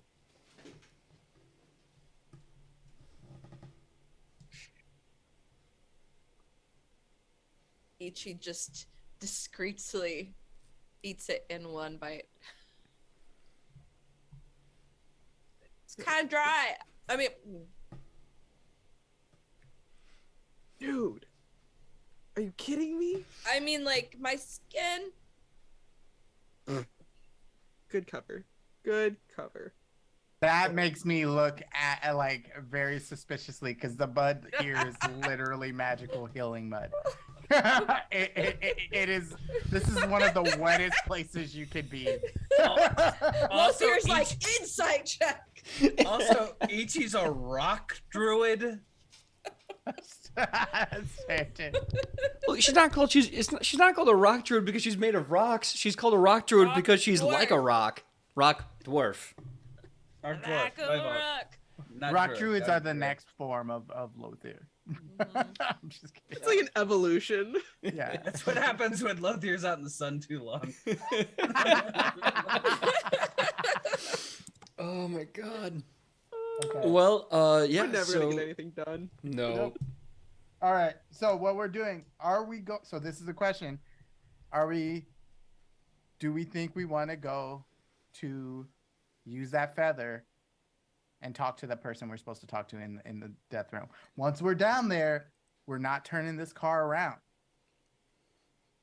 Wait, Yeah. hold I'm on. asking. I thought we were gonna go to the Fey realm and find a druid. I don't think that's happening yet. I don't think that might be a longer. What about the hole? Why don't we just go in the hole? Literally, we were told not to go into the hole. Also, Find the Dragon. druid who did all the bad things. Ichi walks up to Dragon and like shakes him, and she says, "I know this is about the waffles. All right, I'm right there with you. I wanted waffles. I know. That's totally what this is about. I know. First, we have to save the world. We did it Again. halfway. Again, and then we can have waffles. All right. I don't like it either. What? I just want to know what Tobias is doing during all of this. He's sitting in like the NPC corner going, "Do you see what they do when we don't take control? Look at them. They're just waffles and holes. That's all they talk about." "No, listen, mate. No, listen. They are the heroes after all. You have to let them get their waffle hole talk out. Am I the only one that is wondering why we're just standing here watching this? Well, because if you're going to be a good NPC, you've got to not be a threat to the narrative, mate."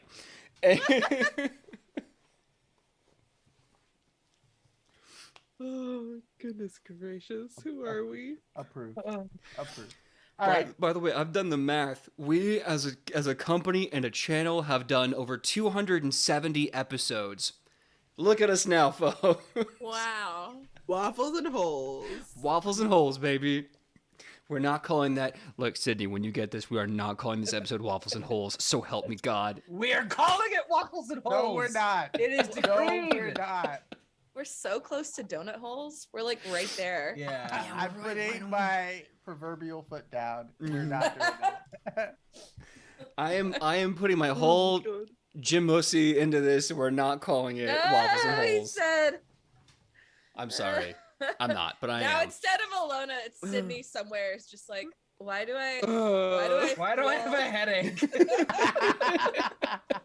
She's just sitting going like, I swear to God, I'm God. One day, when I get back from Boston, I'm kicking his ass. It's the instinctual. I have to write a script for this. A recap? Yeah, Oh no, recap. it's all on me, baby. This is my headache. Oh. Speaking of this episode, so Waffles and Holes and going to the realm of the dead. What's the plan? I'm gonna look at Dragon. Why are you scared? Okay, I'm not. It's not so much scared, more reluctant because this is a decision that will literally last forever. She's gonna Forever. lean forward. You're looking at someone who made that decision. I know, and look at you now. Yeah, I'm fucking awesome. Okay, granted, that's fair. I'm in the back just going. Look, all right. Let me put it this way. You're like the princess of death. It sounds pretty damn cool, right? Mm-hmm. If I do this, then I'm the prince of death. Because this body was a prince originally. Okay, cool. So, power team. Yeah. Mm-hmm. What's your And plan? I'm kind of like Death's little sister because I could just see it all over the place, but I'm not royalty. Yeah, so. that's part of the thing that why I'm reluctant. I realistically am okay not seeing dead things all over the place. It's not bad. It's Ichi not. gets distracted immediately, and you see her just like follow. You know how like when your cat's staring at the wall and you don't know like what are you looking at? Ichi's like, I as the resident not death seer, walk over to Dragon and go, Dragon, Yeah. I know it's scary, but out of all of us, if any of us knows death, it's pretty much you. Well, I mean- and Morel, he's died more times than I have. That's true. But only one of y'all got asked by one of their people to be a literal helper. No, I know. All right. It's just, look, it's a very long commitment. What you waiting for? Nothing. All right, fine. And he pulls out the feather.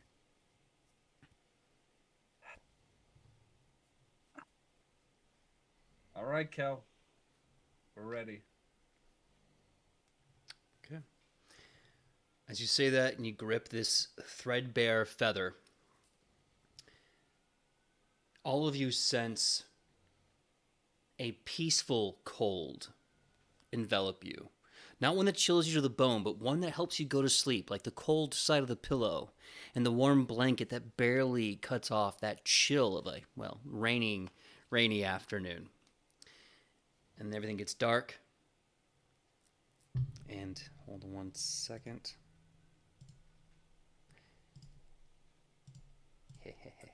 I'm trying something out here, and I don't think it's going to work very well. But let's go. It will work fine. Okay, here goes nothing. I have the faith.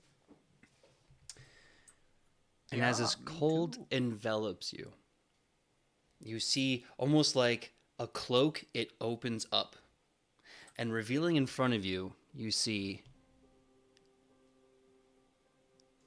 a beautiful cathedral-esque building where the stones aren't just made of simple brick and mortar. They're made of pillows and in some cruel, macabre sense, bone. There's a beautiful iron fence that wraps around this big, massive yard. A yard where beds from all over the world can be seen, covered by curtains. Massive king-sized beds from lands like Adelphon and Acadia. Simple, quaint little beds made of stone and mud, like you might find in Brack. Pillows laying around with blankets like you might find on some traveler by the wayside or some beautiful town just off the sandy dunes. In every single one of these beds, you see an old person, a young person, sleeping with a smile on their face. Spirits walking by pet them lovingly on their foreheads, lovingly kiss them on the cheeks, and they roll over and go back to bed. This iron fence with a door opens in front of you. In the sky, you see gray clouds, but there's this powerful sun gently breaking through the lining of each and every one as this gray sky continues into forever. Yeah, it's a little dark, a little solemn, but there's always hope in every corner if you look for it. And as you open up the cathedral door, waiting for you, you see a woman clad in a simple black robe. Tea is steaming on a counter, and in a big chair you see a book and a pillow for comfort.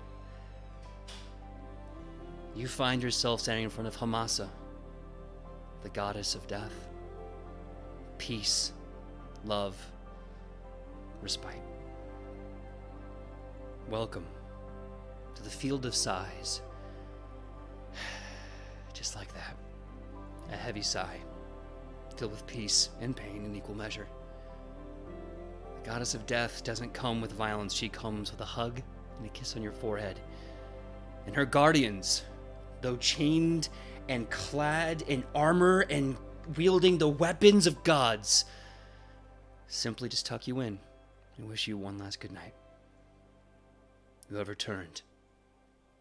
As a Duskwalker, this is not your first time, though it feels like it. Everyone else, you feel like you've come to a comfy home, a cozy cathedral cottage, maybe even a very fancy hotel. But you're in a place where rest lives here, from now and forever. Welcome to the temple and home of Hamasa. Kalimvet comes up to you. Big hand, gauntlet with chains, slams a hearty welcome onto your shoulder, Dragon. And there's a sadness to him. As he looks to you with a smile on his face, you can see he knows already something is not right. But he still welcomes all of you. Hello. Welcome to the bedyard, the home of Hamasa. It is a place of, well, as you can tell, peace, rest, and unfortunately one of somberness, I suppose. But that's a different conversation for later. Welcome. How can I help you? I'm so happy to see you here today. It's good to see you, Kel. Unfortunately, I am not the bearer of great news.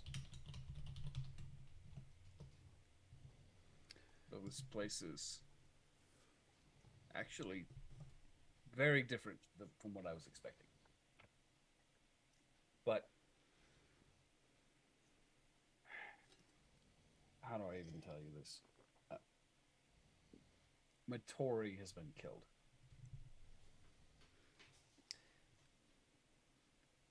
Kalimvet takes a big, deep breath. And though shaky and wispy, a sigh is released. I had a feeling that was the case. It's not pleasant to know that it's true, but it's good to know that I no longer have to guess.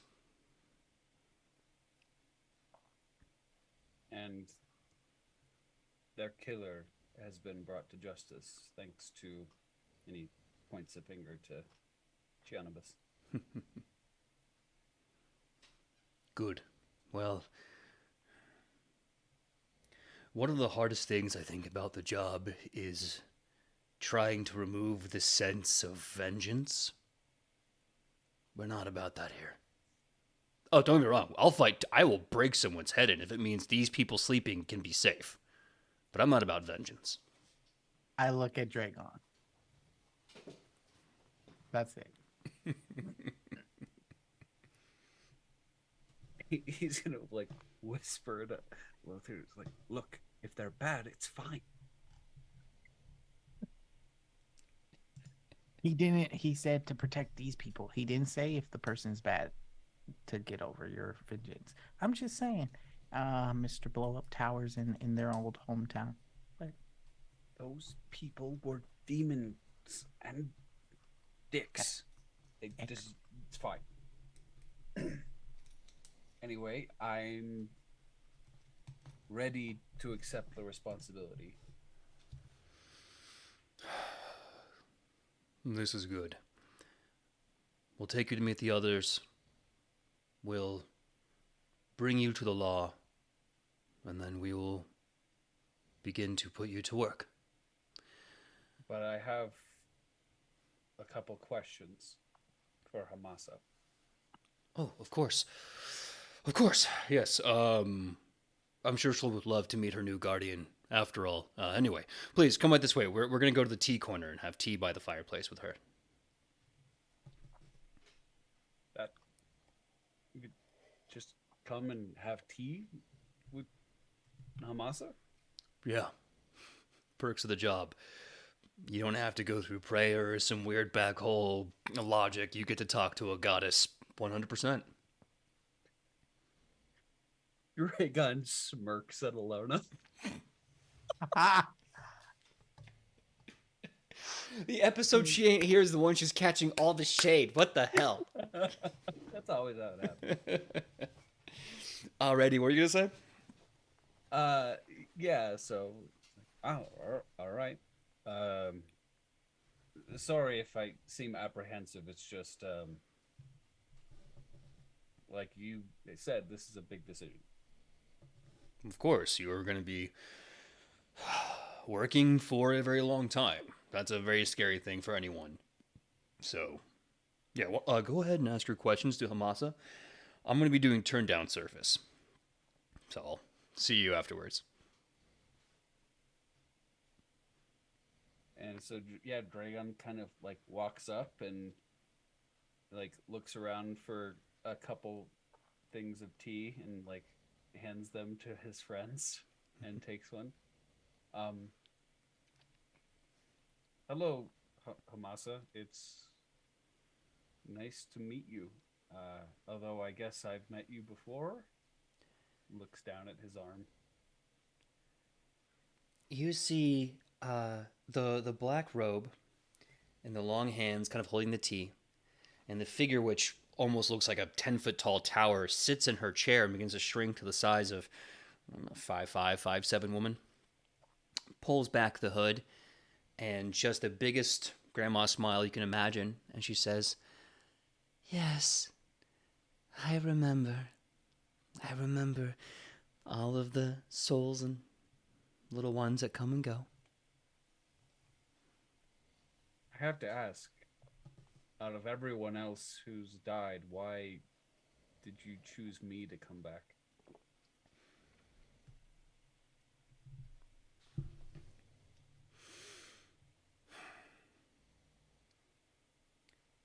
Well, it's not an easy decision to make. Some are possessing of great feats of strength or in the mind. Some just have good hearts. Some have none of that. Some have both in spades. Sometimes it's just random chance, but whatever it was, I looked at you. I saw your story. Beginning, middle, and end. And I knew that you could do something so much more after than you ever could, struggling to stay alive. A second life, if you will. Well, I've definitely made some great friends. So thank you. Oh, of course. And you there, the daughter of Anubis, it's a pleasure to have you in my home. I will treat you as the royalty I know that you know you are. Thank you. I've heard quite a bit about you as well. Good. I hope it was all good things. Of course. Wonderful. So You probably know that we have kind of a monumental task before us. The task is always monumental. If it wasn't, why would you be doing it? I have to ask, how do we untether the Green King from the Soul Well so that we can finish this once and for all? Yeah. It's important. I'm sorry, what was that? Because I'm assuming that we shouldn't try and damage the Soul Well without causing a lot of other problems. Oh, you haven't seen it? My child, you won't be able to damage the Soul Well. In fact, I recommend you don't get too close, because it will damage you. That being said, Good to know. this is but one step. Koromot made a deal with the Anonymous. That's why he's in the Soul Well. You know this. And when you break that anchor, because he is a coward and a manipulator, he will flee one last time. But this is good, because this means, unlike where Tobias's father failed and others have failed to kill Koromot, so long as you can actually kill him, he'll stay dead instead of returning to the Soul Well. Now, as for getting your hands on the anchor, there are spells that you can use. There are tricks. Here's one thing. It's in the Soul Well itself. And if you walk in there, you may lose your very lives. For only the dead should walk into the Soul Well.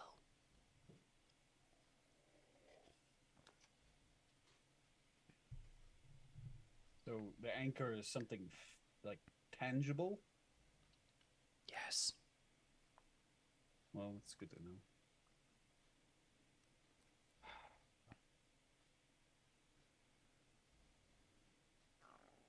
And he kind of like kneels down. I'm ready to accept the task of being one of your guardians so that Kel may rest. Good. She leans forward after a sip of tea. By the way, whatever tea you could possibly imagine or fathom as the best tea in this moment is what's in your teacup. Whether it's this lively mint jasmine or this kind of nice spiced tea or maybe even something a bit more of a subtle savory oolong. Like, it's so good. And it's there for you every sip of the way. She leans forward after she puts her teacup down on this a beautiful little wooden side table, and she gives you a kiss on your forehead. And she says, well, now for this next part, you'll have to talk to Ormira. I don't do the inductees. I have a lot to go on.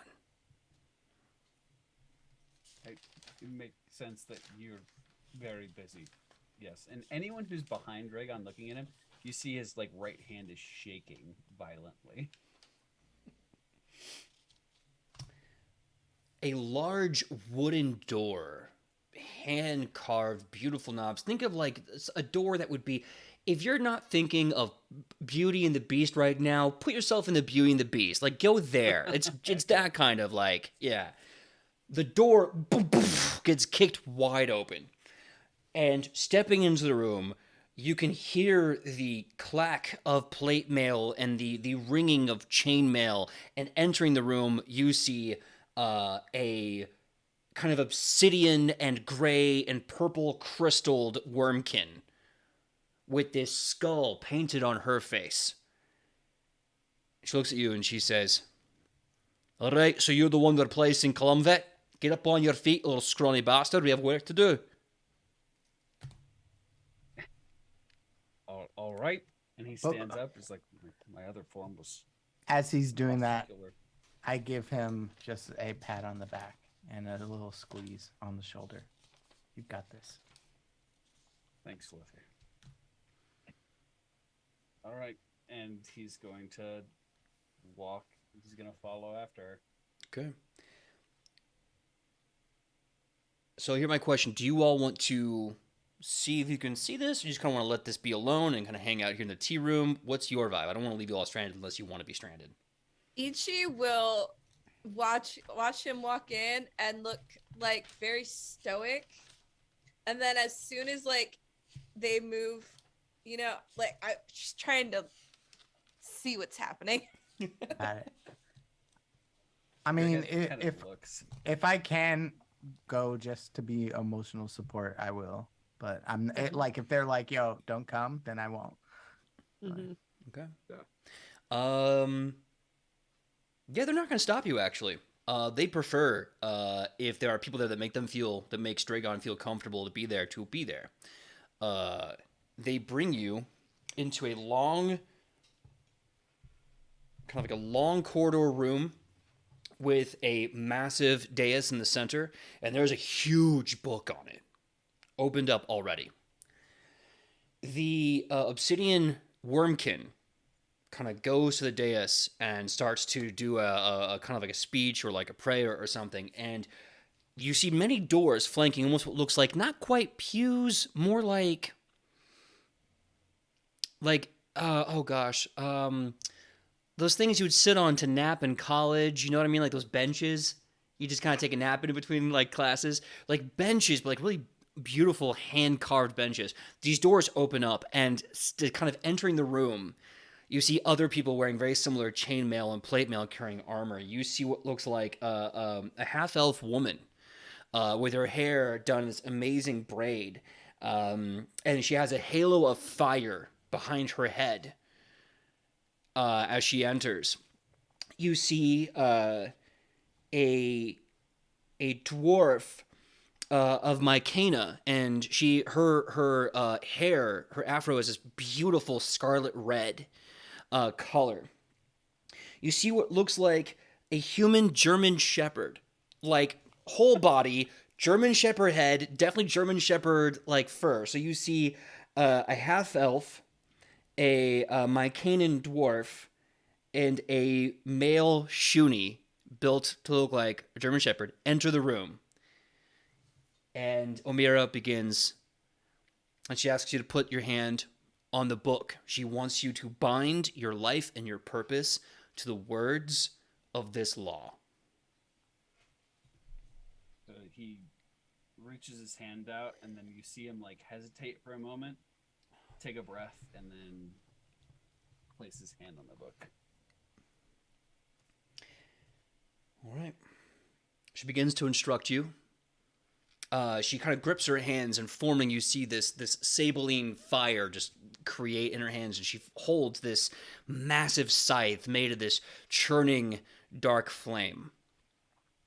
And she kind of raises a hand up high, and she starts to announce you to the world, to these others, to Hamasa. And she says, you will strive to make sure that those who deserve rest has rest. And you will endeavor yourself to those who need to say goodbye can do so with a light heart and a happy disposition. You will destroy, admonish, and rebuke the undead abominations of this world. But let live those who die a peaceful death be peaceful. To this code and law, you will serve until your watch is done. And then she leans in and says, and it's done when I say it's done. Right? He kind of smirks at that. Yeah. Right. All right, good. With that, the book starts to glow. And you notice that while being this impressive, beautiful, holy text, it also kind of looks like, signing in. It's like a hotel, kind of like, what was it like at your stay here? And your name just writes for you. The book closes. And she slowly hands you this massive book. This is yours now. He grabs it and he's like, all right. How? He's like trying to figure out where to like hold or put it because it's so big. You start seeing a bit of a smile now across her face, and she says, "I know it's a really large book. Don't worry. It never gets easy to carry, but that's kind of the point, you know." It's symbolizing the task. Yeah, I get it. of course, yeah. How long have you been an avatar of Amasa, Not the Avatar, mate. No, Guardian? Head of the Guardians. I've been doing this racket since my other 5 brothers. Well, 3 since you killed Arbad. Since my brothers and I made the pact after we. Well, I'm not supposed to say, but let's just say it's been about 30,000 years. That's a lot of years. Aye, it is. I have not seen Tanane in like a long time. Is he still really bad with names? Yeah. Oh, yes. Very much so. I told the bastard to use mnemonics. He never uses mnemonics. He never glitz. He never learns. To be fair, after 30,000 years, I would imagine that names wouldn't be that important anymore. You daft, no, names are the most important. It's who you are. It doesn't matter if it's the name you're given. It's the name that you respond to that matters. Of course. All right, I guess that's fair. Yeah, don't be thick and daft, mate. Look. Some people go their entire lives never being called the name they deserve to hear. And when they come here and get in our beds, you best believe they're getting that damn name now. I don't care what they fucking go through. They're getting it now. All right. I mean, I guess that goes along with the peaceful rest. Exactly. Listen, look. Yes, in one hand, you're a weapon of mass destruction. In the other hand, you're a customer service agent. Best remember that. Delivering destruction wherever it's needed. Absolutely. Understood. Yes. Let me introduce you to the rest. Oh my gosh, I'm being so rude. Anyway, my name is Ormira. And then she points to the half-elf with the halo of fire. That's Elisaveta. She's a Bogatrica from the north. Bogatrica, sorry. She's a Bogatrica from the north. It's basically like, imagine like a witch fighter. No, she fights witches. Oh. She is a witch, and she's a fighter. It's a whole thing. Is that how she got the... Oh, yeah, absolutely. Yeah, no, according to the Numenov, they're like divine heroes, and then the fire's the part of it. I'm from the north. Didn't learn shit. Let's see, over there, that is, she points to German Shepherd. That's Blackjack. He's one of the best hunter rangers I think I've ever seen. Cute, looking, good boy. He doesn't talk at all. Great. And now he's with us. And she points to the Mycena dwarf and goes, that's Requiem. She's a big dreamer, you know, right? Big brain thinker. Well, and you know, Callum Vitt, well, you knew Callum Vitt. Wait, is Kel gone already? Oh, damn it, he didn't tell you. No, you gotta tuck him in, mate. He's done. That's why you're here. He did not mention that. The law that you're sworn to has, unfortunately, a lot of secrets. One of them is, of course, retirement. But he's finally got a bed. He doesn't have to wear his armor anymore. He doesn't have to serve anyone. He gets to rest. And he gets you to thank for that. So, you know, tuck him in, give him a kiss on the forehead, call him a goodbye. I'm sure you'll love it.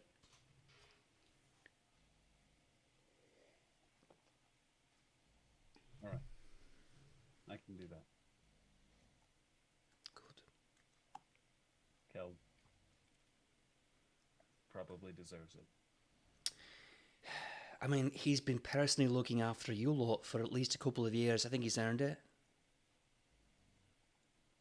Where is the priestess that can't go into water or else she drowns like a stone? Where is she?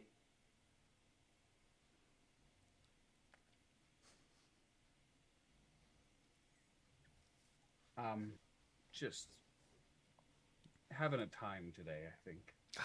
You know, we all have those days. We all deserve one. Yeah. All right. Well, I think it's enough somberness for one afternoon. Go ahead, take in the blood, and if you need anything else from me, please don't hesitate to ask. Like I said, we're weapons of mass destruction, but we're also customer service. Yep. Great. I got that one. Thank you for the introduction. Oh, what have you hunted for Hamasa? What?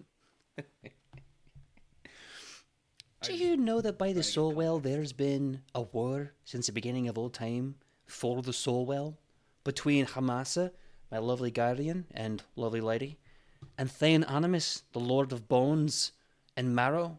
I've been fighting that bastard prick for over 30,000 years, and all of his little horrible generals and gross abominations. Well, we plan to take out one of them. Good. Good luck with that. Thanks. Yeah. You know of Koromat, right?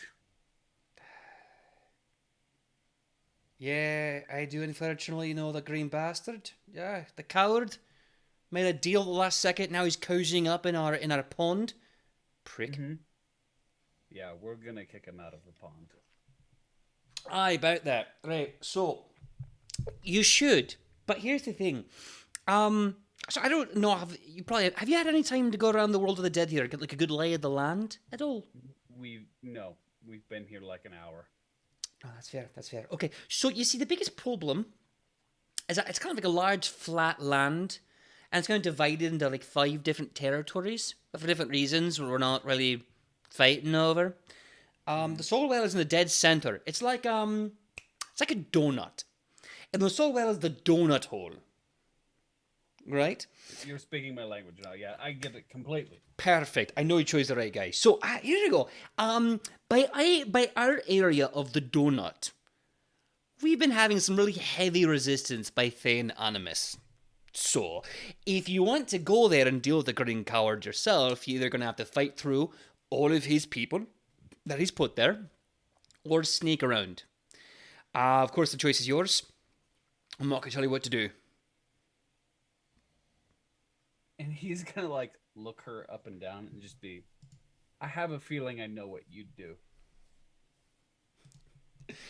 She laughs and she says, "Hey, I get all 5 of you. I get us decked out to the nines, and I go stomping a mud hole through that cowardly bastard from here to the next life." But that's just me. That's about what I had in mind as well. Oh, you cheeky. New day on the job and you're already trying to impress me. All right. And he kind of like looks to the rest of the group. No, I mean, I realistically think that's just par for the course at this point. Right. Well, I'll let you talk about it, but either way, here's the run of it. So dead center. There's a large force of Thane Animus there protecting the Soulwell from us in our territory. Been fighting for a while, not going great. You can either storm through all that with all the piss and vinegar that you possess, or you can sneak around through the other 4 territories. Less fighting, but you're going to have to get in some dangerous places. So either way, I'll leave it up to you. I have to go check on a few beds. I'll see you shortly. And she leaves, as does all the other guardians of respite, or respite, depending on who you are and where you're from. Nice to be introduced to you all. So Blackjack, the German shepherd, kind of looks at you and just goes, and just kind of leaves. Hold on, this is a Russian name. I gotta get this right. There we go. Elizaveta, the Bogatrika, just kind of like gives you a big smile and a big nod and almost like a big chest pound. And you get the feeling if she was to arm wrestle you, she'd snap your arm in half. And she just kind of flexes and walks away. Requiem, her red hair kind of has that layover effect where it starts to kind of rise and glow. And you start seeing a whole bunch of like thoughts and ideas and stories running through it. And then she leaves. But now you have this beautiful secret hall to you and your friends. So after they all leave, you can see he's like holding, like, his shoulders up high, and then he just,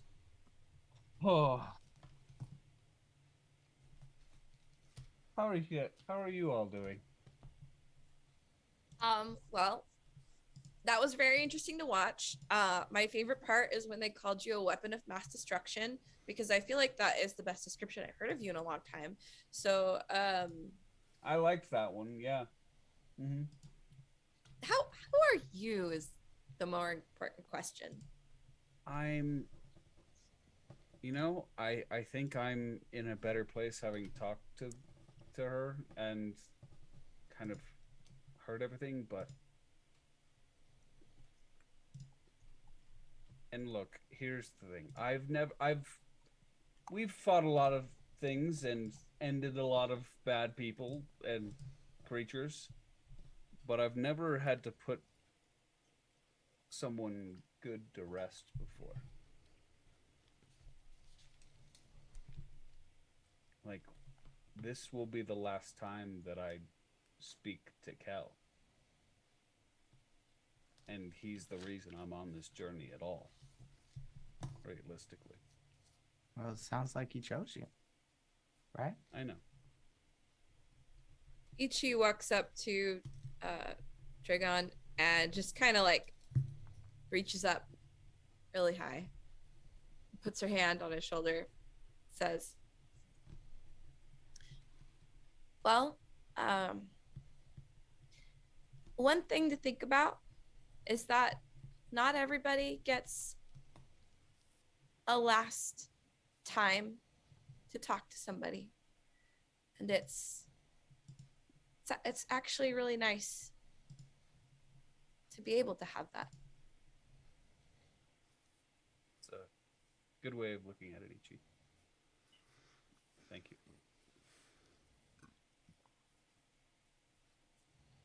All right.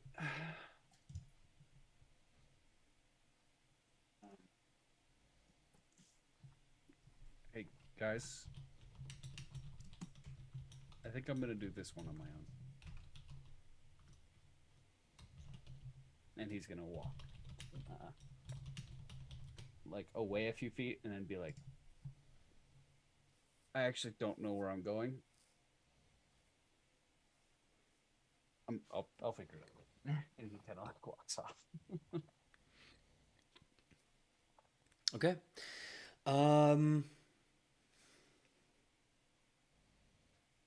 Okay. So you walk up to the bedyard, and it is this impossibly immortal land, just scrolling and sprawling forever. You see, like I said, beds of all kinds in this beautiful gated up yard. You see all of the other guardians that you met previously, armed to the teeth in spell and swords and weapons of all kinds, and they're just walking up with new pillows, fluffing them, checking on these people, changing out the pillows, making sure they're comfy, like maybe even changing out like the bedpan, or like the those old like things that hold hot coals so your bed's warm at night, like that whole thing. And then eventually, out in the way back, you see very special beds, all alone. For the most part, you can kind of tell this is where the guardians go to lay to rest. Away from the bed yards, away from the chapel. This is where they get to be alone, right? And you see Kellenvet, kind of sitting up in his bed, wearing pajamas, which is interesting because Kellenvet kind of looks like the xenomorph from the movie Aliens. So imagine that in like footy pajamas. And he's sitting in that bed.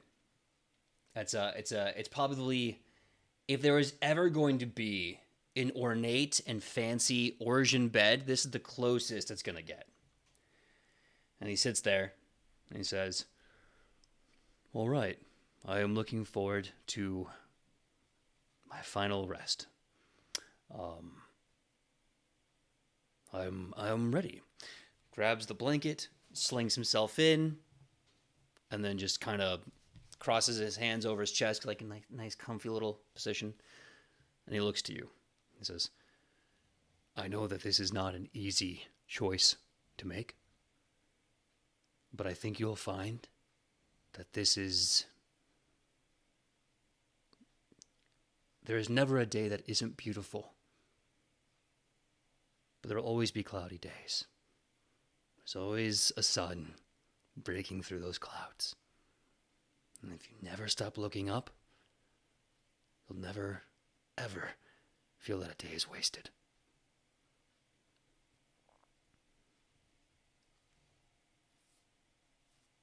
How did you do it for so many years? I know you're about to rest, but this is going to be one of the last times I get to ask you any questions. You know what's interesting about the gods? We say only one is the god of love. They're all gods of love. And when you work for them, that's what you are. You're a god of love. We do this because we care, and that makes it easy.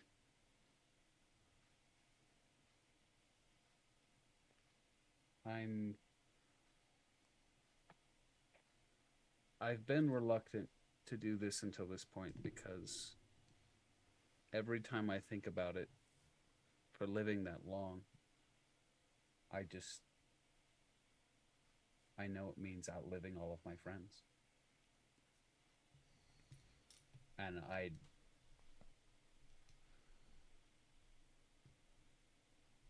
I've gotten so close to them, and I can't imagine being a part of this world without them. Yeah. Yeah, that never gets easy. So how did you do it? When everyone you knew and cared about was gone and emotions at rest. For some, I celebrated when they got to go. For others, I found them here. Their smiling faces in beds. And I got to love them and take care of them. For others, you find ways, send out some messages here and there, you know. There's no easy solution. None of this is meant to be perfect forever. Hell, the gods aren't perfect. You're gonna lose a few people, but you're gonna gain, refine, keep, or make new friends with the ones that, you know, that you're supposed to. I don't know what to tell you. You'll find that answer on your own. I hope so. I hope so for you too.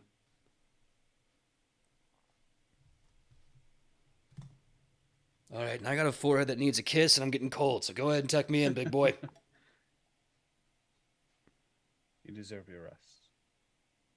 And he's going to tuck him in and make sure he like pushes the blankets underneath so it's like nice and tight. And he leans into Kel, which is, like you said, much a blue xenomorph, and kisses him on the forehead. Sweet dreams. I hope I can do you proud.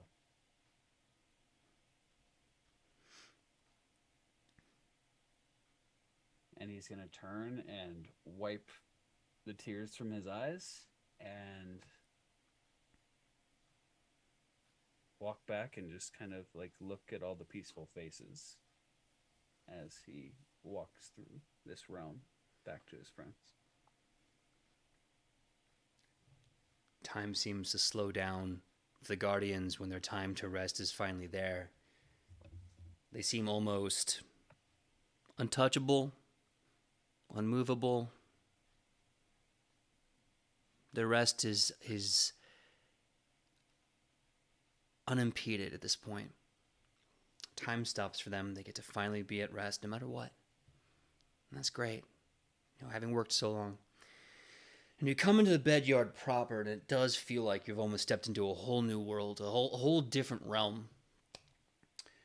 And at this point, if everyone would like to come back together, back in the tea room or some other place in Hamasa's bedyard, I'll be more than happy to have you all reunite there. Tea room would be. I think the tea room is Tea room. probably, yeah. Okay. A gentle fire is cracking in the fireplace. Big, beautiful books, big wooden vaulted arches and ceilings, and again, the lovely, perfect tea is still hot in every teacup. Hamasa is gone at this point. She's dealing with Hamasa shit because she is a busy lady. But you're all back together in the tea room. What do you do? Hi, everyone.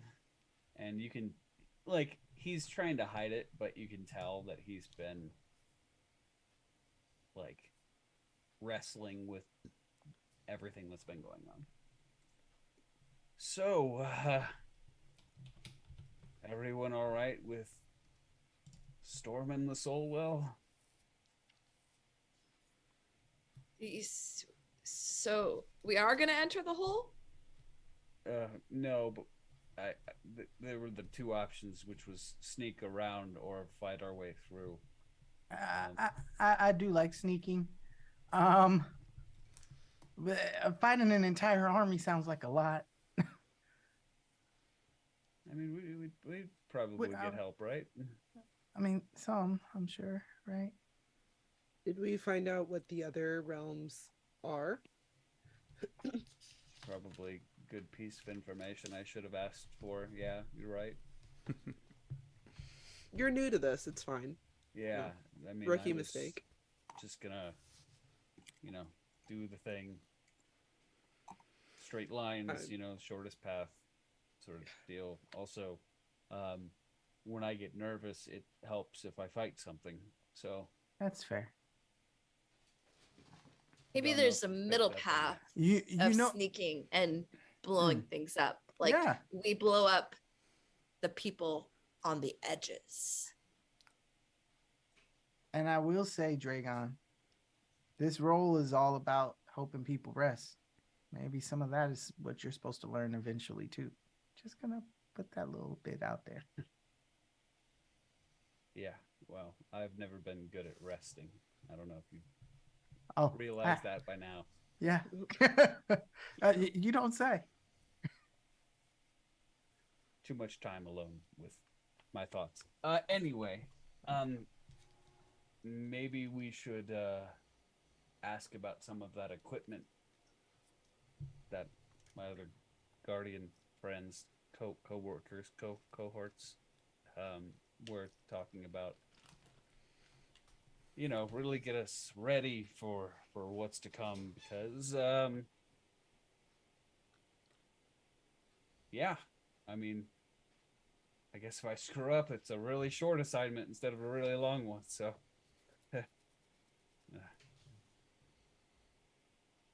I'm sure it'll be fine. It'll be fine. Everything's gonna be fine. We're all gonna get out of this alive. Yeah. It's gonna be great. No worries. Can I find out what other realms there are? Absolutely. They have a bunch of maps that you can look at for the realm of the dead. You see around the realm of the plane of the dead, you see like mist, and beyond the mist, they say things like the other realms, the contiguous dead, all that kind of stuff. Like, this is our realm, and out here is literally everyone else's realm of the dead that somehow exists in some neighborhood to ours. But you see that the realm of the dead that you're in currently, your realm of the dead, has 5 chunks to it on the map. The one that you're in is called the Field of Sighs, Sighs, kind of like a, obviously, Hamasa, the Lady of Sighs, the Lady of Rest. This is where she has her empire, land, peaceful kingdom. To the southeast, so the eastern chunk of this realm, huge chunk, you have what's called the Denial. And this is the profane lands of Thane Animus, the Lord of Bones and Marrow. This is where he lives. This is his kingdom. This is his part of the realm of the undead. You can see the notes. This is probably the most aggressive and dangerous part in this entire world, because Thane runs it. To the south, and stretching for most of the south part of it, is what's called the Ragelands. The Ragelands is a burning hot swamp. The waters are deadly acid, known to strip the flesh from abominations' bones in minutes. The horrible humid heat can drain water from your very bone marrow, and the ground that it is in, it is of course a desert, constantly bubbling. Some of the most fatal poisons and diseases live here. No creatures actually exist in the Ragelands. It's so bad that this is the only neutral territory because if anything else steps foot in this horrible miasmic swamp, it'll either be corrupted with disease or burned to the second non-life. So, like, no one goes there. To the southwest corner, a very deep, dark little corner, you have what's called the Scale Ends. Like a scale, but it ends. This place is even epitomized in heavy inks and shadows. And all it says in big words is vampires. Yo. Can I want to go there? Is that bad? If I I mean, look, it's cool if you want to. I have stats for what you're going to do to get through it if you want to, but That's terrifying. Yeah, no, see, no. Don't worry, guys. I have stats. Kylie and Randy want to go to the vampire place, but do Lothier and Shianabas want to go to the vampire Lothier does not. Lothier does not. Let's just put it this way. In a world where you have Hamasa and you have Thane Animus, two different ideas of what death can be, there's a little chunk where it's just vampires in big letters, and they're like, no one touches us, don't fuck with us. Like, go ahead. I would love to see that. But the scale ends. Did PJ just come check me out, bro? Come at me? Because that's what it sounded like. Look, any good GM is like, I will love and support you 100%. Also, come fight me, bro. Like, it's a balance. It's a balance of those things. Look, So the scale ends. Dragon is like, Dragon would be like, okay, I'm gonna find a vampire girlfriend. I guess that's what's gonna be. That's what's gonna be this episode. I can see it now. There's Dragon, all like the guardian of the sleep and the dead, and you got your like 5 boys behind you, and you're like, hey, vampires, nerd, and you just go for it. Now the last chunk, kind of this interesting curving valley, that then eventually connects to the Field of Sighs, the Valley of Stills. Like sitting still, the Valley of Stills. This is said to be almost a barren, gloomy, and cold place where shades, ghosts, ghouls live.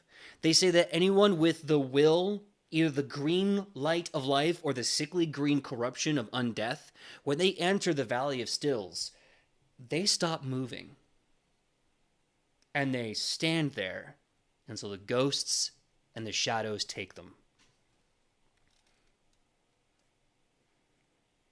Really liking Sounds this rough, direct buddy. attack route instead of going through any of these other places. I'm just gonna say that right about now. Oh god. Okay, this is fine. It's fine.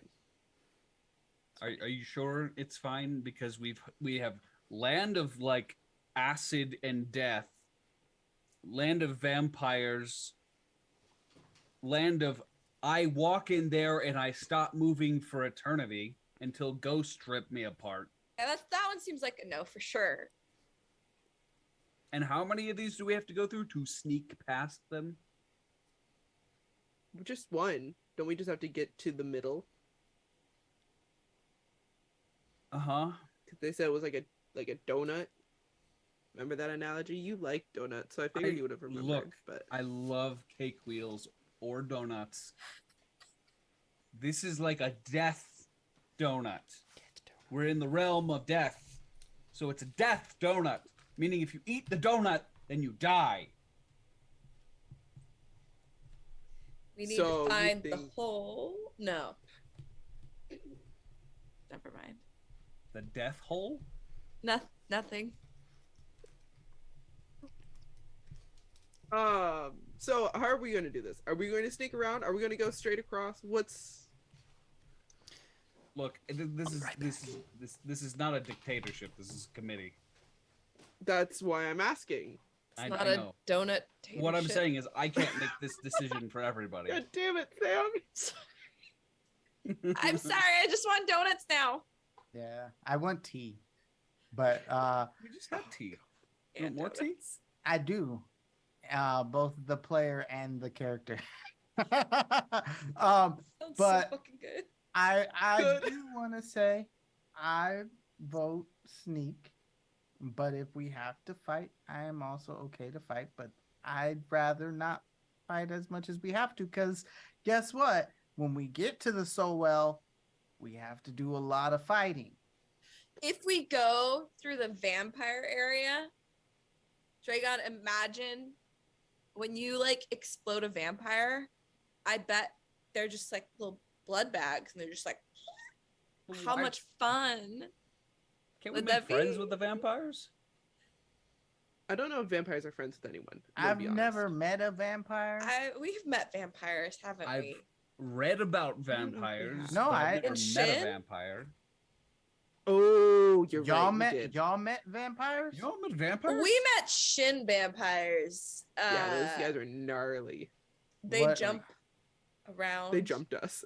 They literally. Okay, so Uh, we're staying as far away from the vampire part of So, town. Got it. I've heard. What kind of vampires were they? Because I've heard about two types of vampires. Well, There's, they're the like, jumping really kind. gangly, creepy ones, and then there's like the really attractive ones.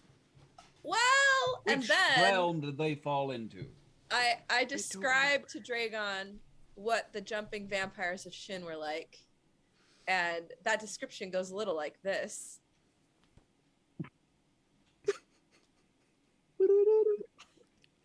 Oh, you want me to? Yeah. What did they look like, PJ? I think is the question. Right. So the jumping vampires of Shin, they had this kind of. Yeah, that way doesn't that sound they attractive. talked. I think we can stay Yeah. away. So okay, so Yeah. they were the Nosferatu, like creepy kind. Got Mhm. it. All right. And they would jump like 10, 20, 30 feet, move faster than a bullet. They would drain your life essence from you. They would suck your soul out of your mouth. It was great times. All right. Yeah. So realistically, I don't want to go to any of those places. Yeah, we can't. I want to stay away from the Valley of Steels because I like moving. Uh-huh. It's a nice thing. So not there, not vampires. The acid land is definitely out. That does. We're running sound out of options fast, guys. bad. There's only two more, There's only 2 left. and we're in one. There's only 1 left, Wait, which is which is Thane Animus's domain. Oh, so we Which the we are. can't exact go through. place that we can't go through. Right. So the one that we're in is our only option. So we have to go. We have Okay. to go straight at it. God It's- damn it! Damn it. Otherwise, yeah. Yeah. Now, I will say, every single place you're going through will require some level of hardiness and traveling. You can go through Thane's domain, but you may have to do so intelligently, stealthily, Where's and Alona? and know that there's danger about. Any choice is a good choice. Just be sure it's the choice you want to make. Okay.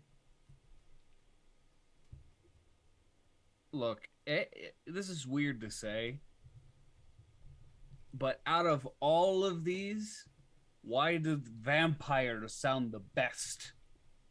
Like, you know our options are terrible when creepy jumping vampires We are don't know like if these ones. the jump. top of the list.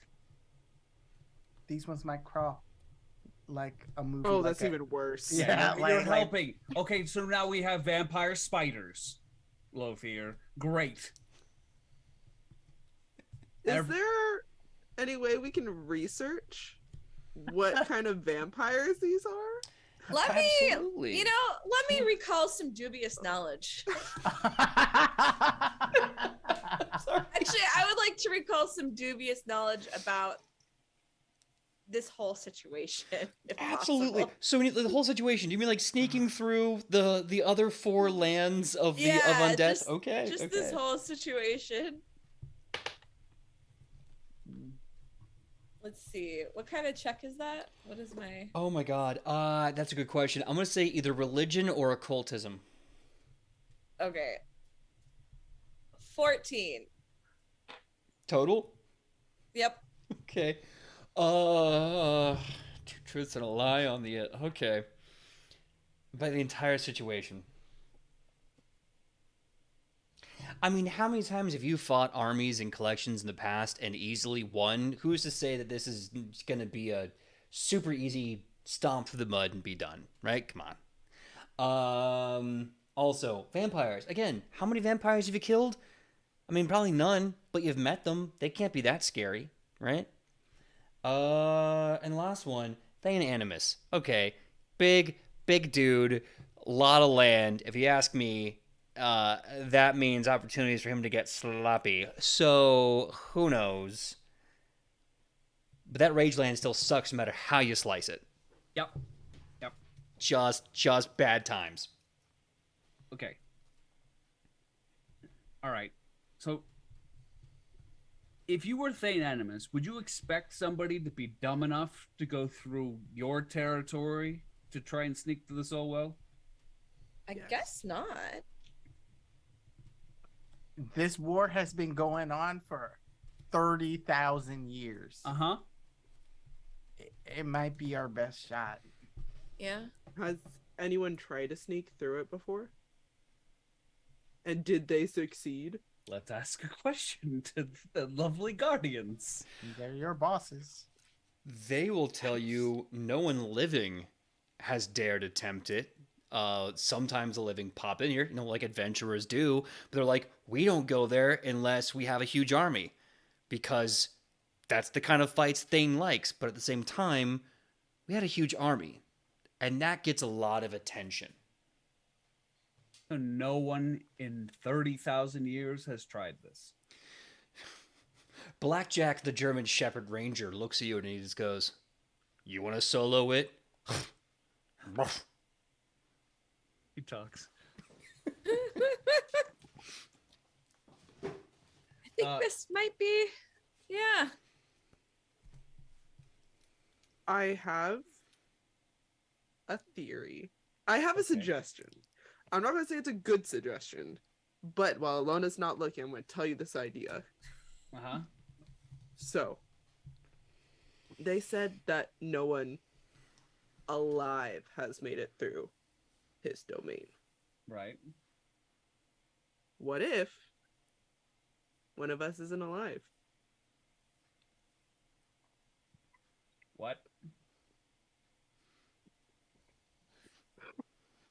Okay, hear me out. I know this sounds terrible. I know it sounds terrible. Yep. Hear me out. If one of us isn't alive, technically, they can't stop us. I mean, they're both gods of the dead. I think that they have control over that domain, but Do you know what gods have a problem with? what? Loopholes. They do. It is time tested. Uh-huh. They always say a thing and then forget about the loophole. And that's where mortal hubris comes in. And you know who the banner of mortal hubris could be? Us. I'm just trying to make sure I understand this. That will require one of us to die. Well, It's been this nice knowing guy you, already Tobias. did. Oh no! I have. We've done our best to keep Tobias alive. Tobias must live. We're talking here about loopholes. What did you just say, Luther? Say it again. Say it one more time. One of us has to die. One of us has already. Moreau? You! That is true. Wait. Is this is the loophole? Yeah. That's what I've been saying. No, but We each are on the same page. I'm alive now. It's about the loophole. I also want to point out something that Reap Psyche said in the chat, which I think is, now I'm not saying this is the answer, I just think it's interesting. If you remember when you went to Shin and you made friends with the hungry ghosts, those Jiangxi hopping vampires, they owe you a favor. They gave you one Holy of their cow. coins They owe you a What? favor. According to Rip Psyche, which is true. Rip Psyche coming Okay, through with that. Do you know what I'm gonna ask that you do then, PJ? What's that? I'm gonna ask that you roleplay as Alona stumbling into this conversation with her migraine and remind us of this. Because of course none of us would remember. Yeah. I don't have enough hair. It's about We it's need to about get the you an emotion. emergency wig. Okay. So Alona, who is just going, God, it's real bad today, real bad. Oh, she looks to you all and she goes, Hey, do you remember when we went to Shin and we made friends with those hopping vampires? Yeah, we were just talking about that, Alona. Oh, not so do you need- loud. Oh, buddy, it's like, some ibuprofen. yes, I need fantasy ibuprofen. My head's killing me. Yeah, remember they said something like, we owe you a favor or something like that? Yeah, I think maybe we could use that or something. I don't know. Yeah. I What? vaguely remember that. Yeah, we like remember they owed us like a favor and they like gave us that thing. Why didn't you bring this up before? We don't remember most of our time. Oh yeah, I mean, Alona does write stuff down. Exactly. So Fair. that could be a way to get through the vampire land if they owe us a favor. We just I mean, Great. I like that a lot better than murdering one of our friends. No, you're No, already dying. the point is you are the dead one. It is a loophole. You have died. I know Yes. you're not dead now. No, look. I know that I've died already. I've understood the concept. The problem is I'm alive now, Okay, so here's what it Doesn't is. understand Here's what it loopholes. is. Have you ever seen like and a they play? will kill me. Have you ever seen like a play where they're like, oh, you know, if you were born this way, no one can kill me, and then the person's like, but I was born this super surprising way. Ah, Yeah. it's kind of yeah. like that. I It's a am no loophole. man. Yeah, that's what I was thinking of. That Yeah, famous play. yeah, the very famous play. Well, okay. Why don't The we? guy with the really, really nice jewelry.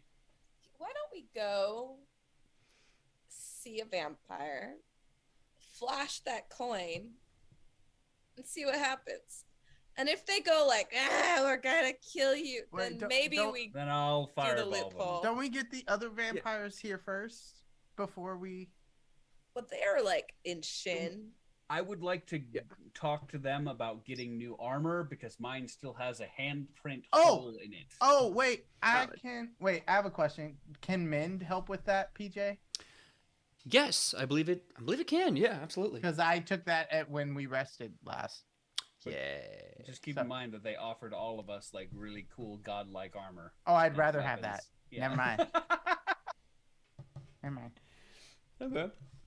I'm like, I took Mending for specifically to help, but you know that, that's cool. Next time. Yeah, no, there's just Dragon sitting there like, please don't mend my shitty armor when we can get magical godlike armor. That sounds like Draco. Let me have an excuse. Let me have magical armor and a magical sword and a bunch of other things. By the way, Wes, Everyone to have it. Yes. go ahead and check your Facebook message. I sent you the Guardian of Respite free archetype that you have now unlocked. Oh, Check I the notes, see. but- No. There's so much text. You spent so long writing this. This is so much. It's awesome. I did. started reading it a little bit already, but holy crap, PJ. He's done that for each of us, you guys. PJ's a madman. Mm-hmm. When Yup. does he sleep? Mhm. When does he sleep? Never. I don't know, but never enough. That's for sure. Yeah, that's for fair. damn sure. All right. So yeah, because you got the Guardians of Respite free archetype. You have, of course, the Mud Druid class options. Kylie, know that I'm working on something for you. Sidney, know I'm working on something for you. And Sam, I have something in mind for you too. I think you might like the Caffeine Instinct Barbarian, maybe. Oh my god. But we will definitely be talking about that at another day and time. Oh no! Because eventually we'll bring in the vampires. But this is where we're gonna end episode 50 of season 2 of Edge of Legend. I want to As thank. we fade to black, Yeah. can I just leave everyone with the image of like Ichi and Dragon like kind of like yelling at each other, and Ichi's like, donut hole, death hole, loophole. And he's like, I get it. I already died once. I know what you're trying to go. I still can't just walk in there. All of these people are died too, and they can't do it. Fade to black. Executive producer Dick Wolf, just right there on the television screen. Well, thank you so much to everyone for coming to see us for episode 50 of season 2. We are getting very close to the end, and before we wrap up everything, I want to end with a quote that was in our chat by Reap Psyche. For those of you who don't know, Reap Psyche's been here from the beginning, also in the One Shot for Charity, where Calamvit was there for the final fight against Koramat at the end of the Green Dragon War.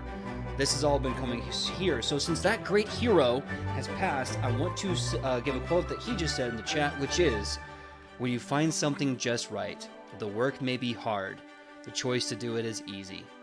And as long as you remember and speak their names, their deeds, and their stories, your immortality is theirs as well. So to fallen heroes and those taking the mantle, we want to say thank you so much. Thank you for becoming legends right along with us, and we'll continue to tell your story. Until then, let us say our goodnights and our goodbyes, starting with Sam. Sam, please tell us who you are and where we can find you on that sweet, sweet internet. Hello, I'm Sam, and you can find me all over the internet at Hey Sam Sterling. Glad to be back this week.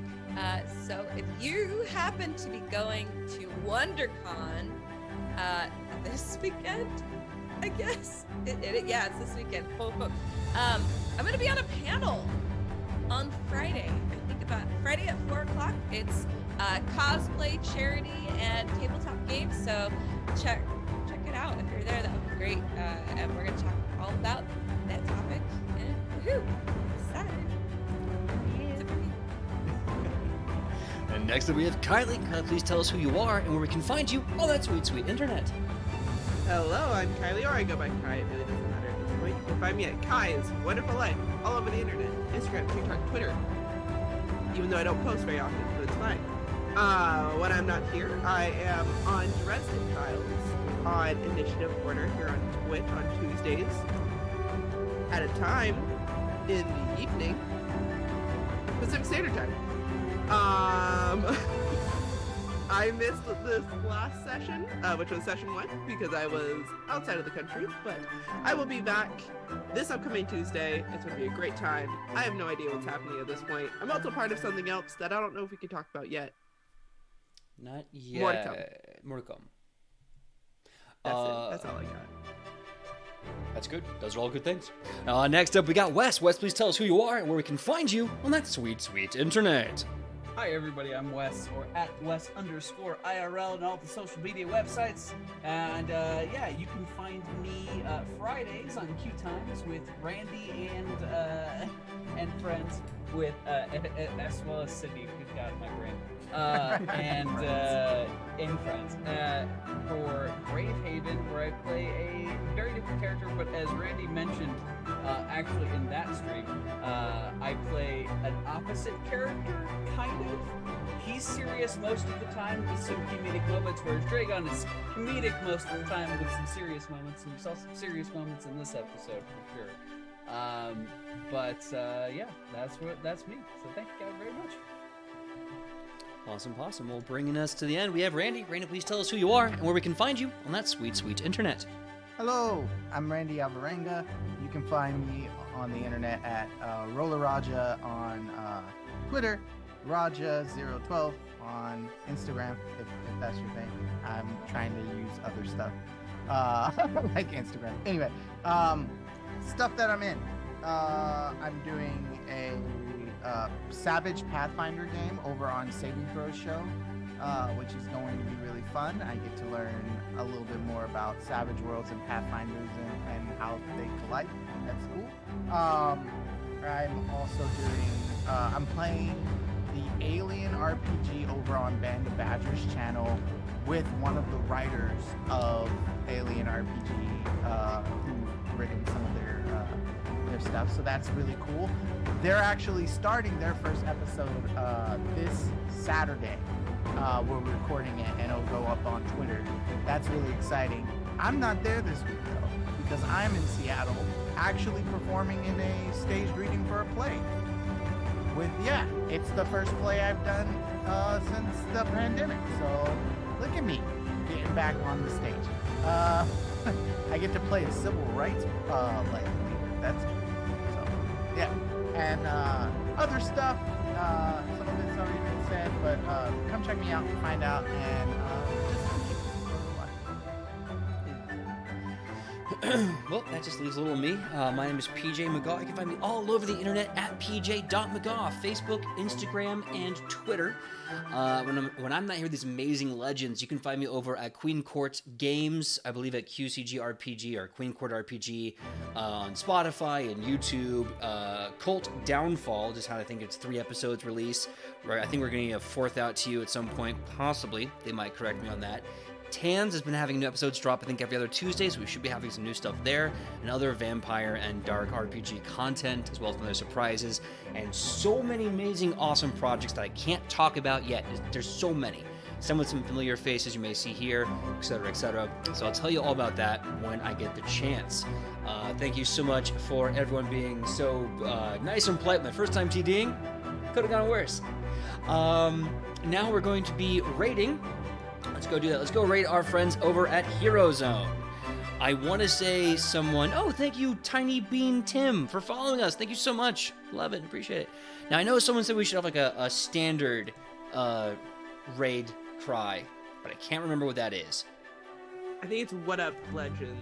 What Up Legends? I Something think like it's that. actually it's holes. It's just holes. Just That's what I heard. Sydney. Waffles and holes. Waffles Sydney and holes. called me. That. Actually, Sydney just called me. Oh, she did? And she said it's holes. Yeah. Okay. Do you want to talk to her? No, I I'm good. think, yeah. All right, well, I'll tell you what, y'all. We're going to be rating, do your awesome legendary stuff. Say, what up, legend? Say holes, waffle and holes, whatever you say. And just say it from your heart. All right, so we are going to be rating in 3, 2, 1...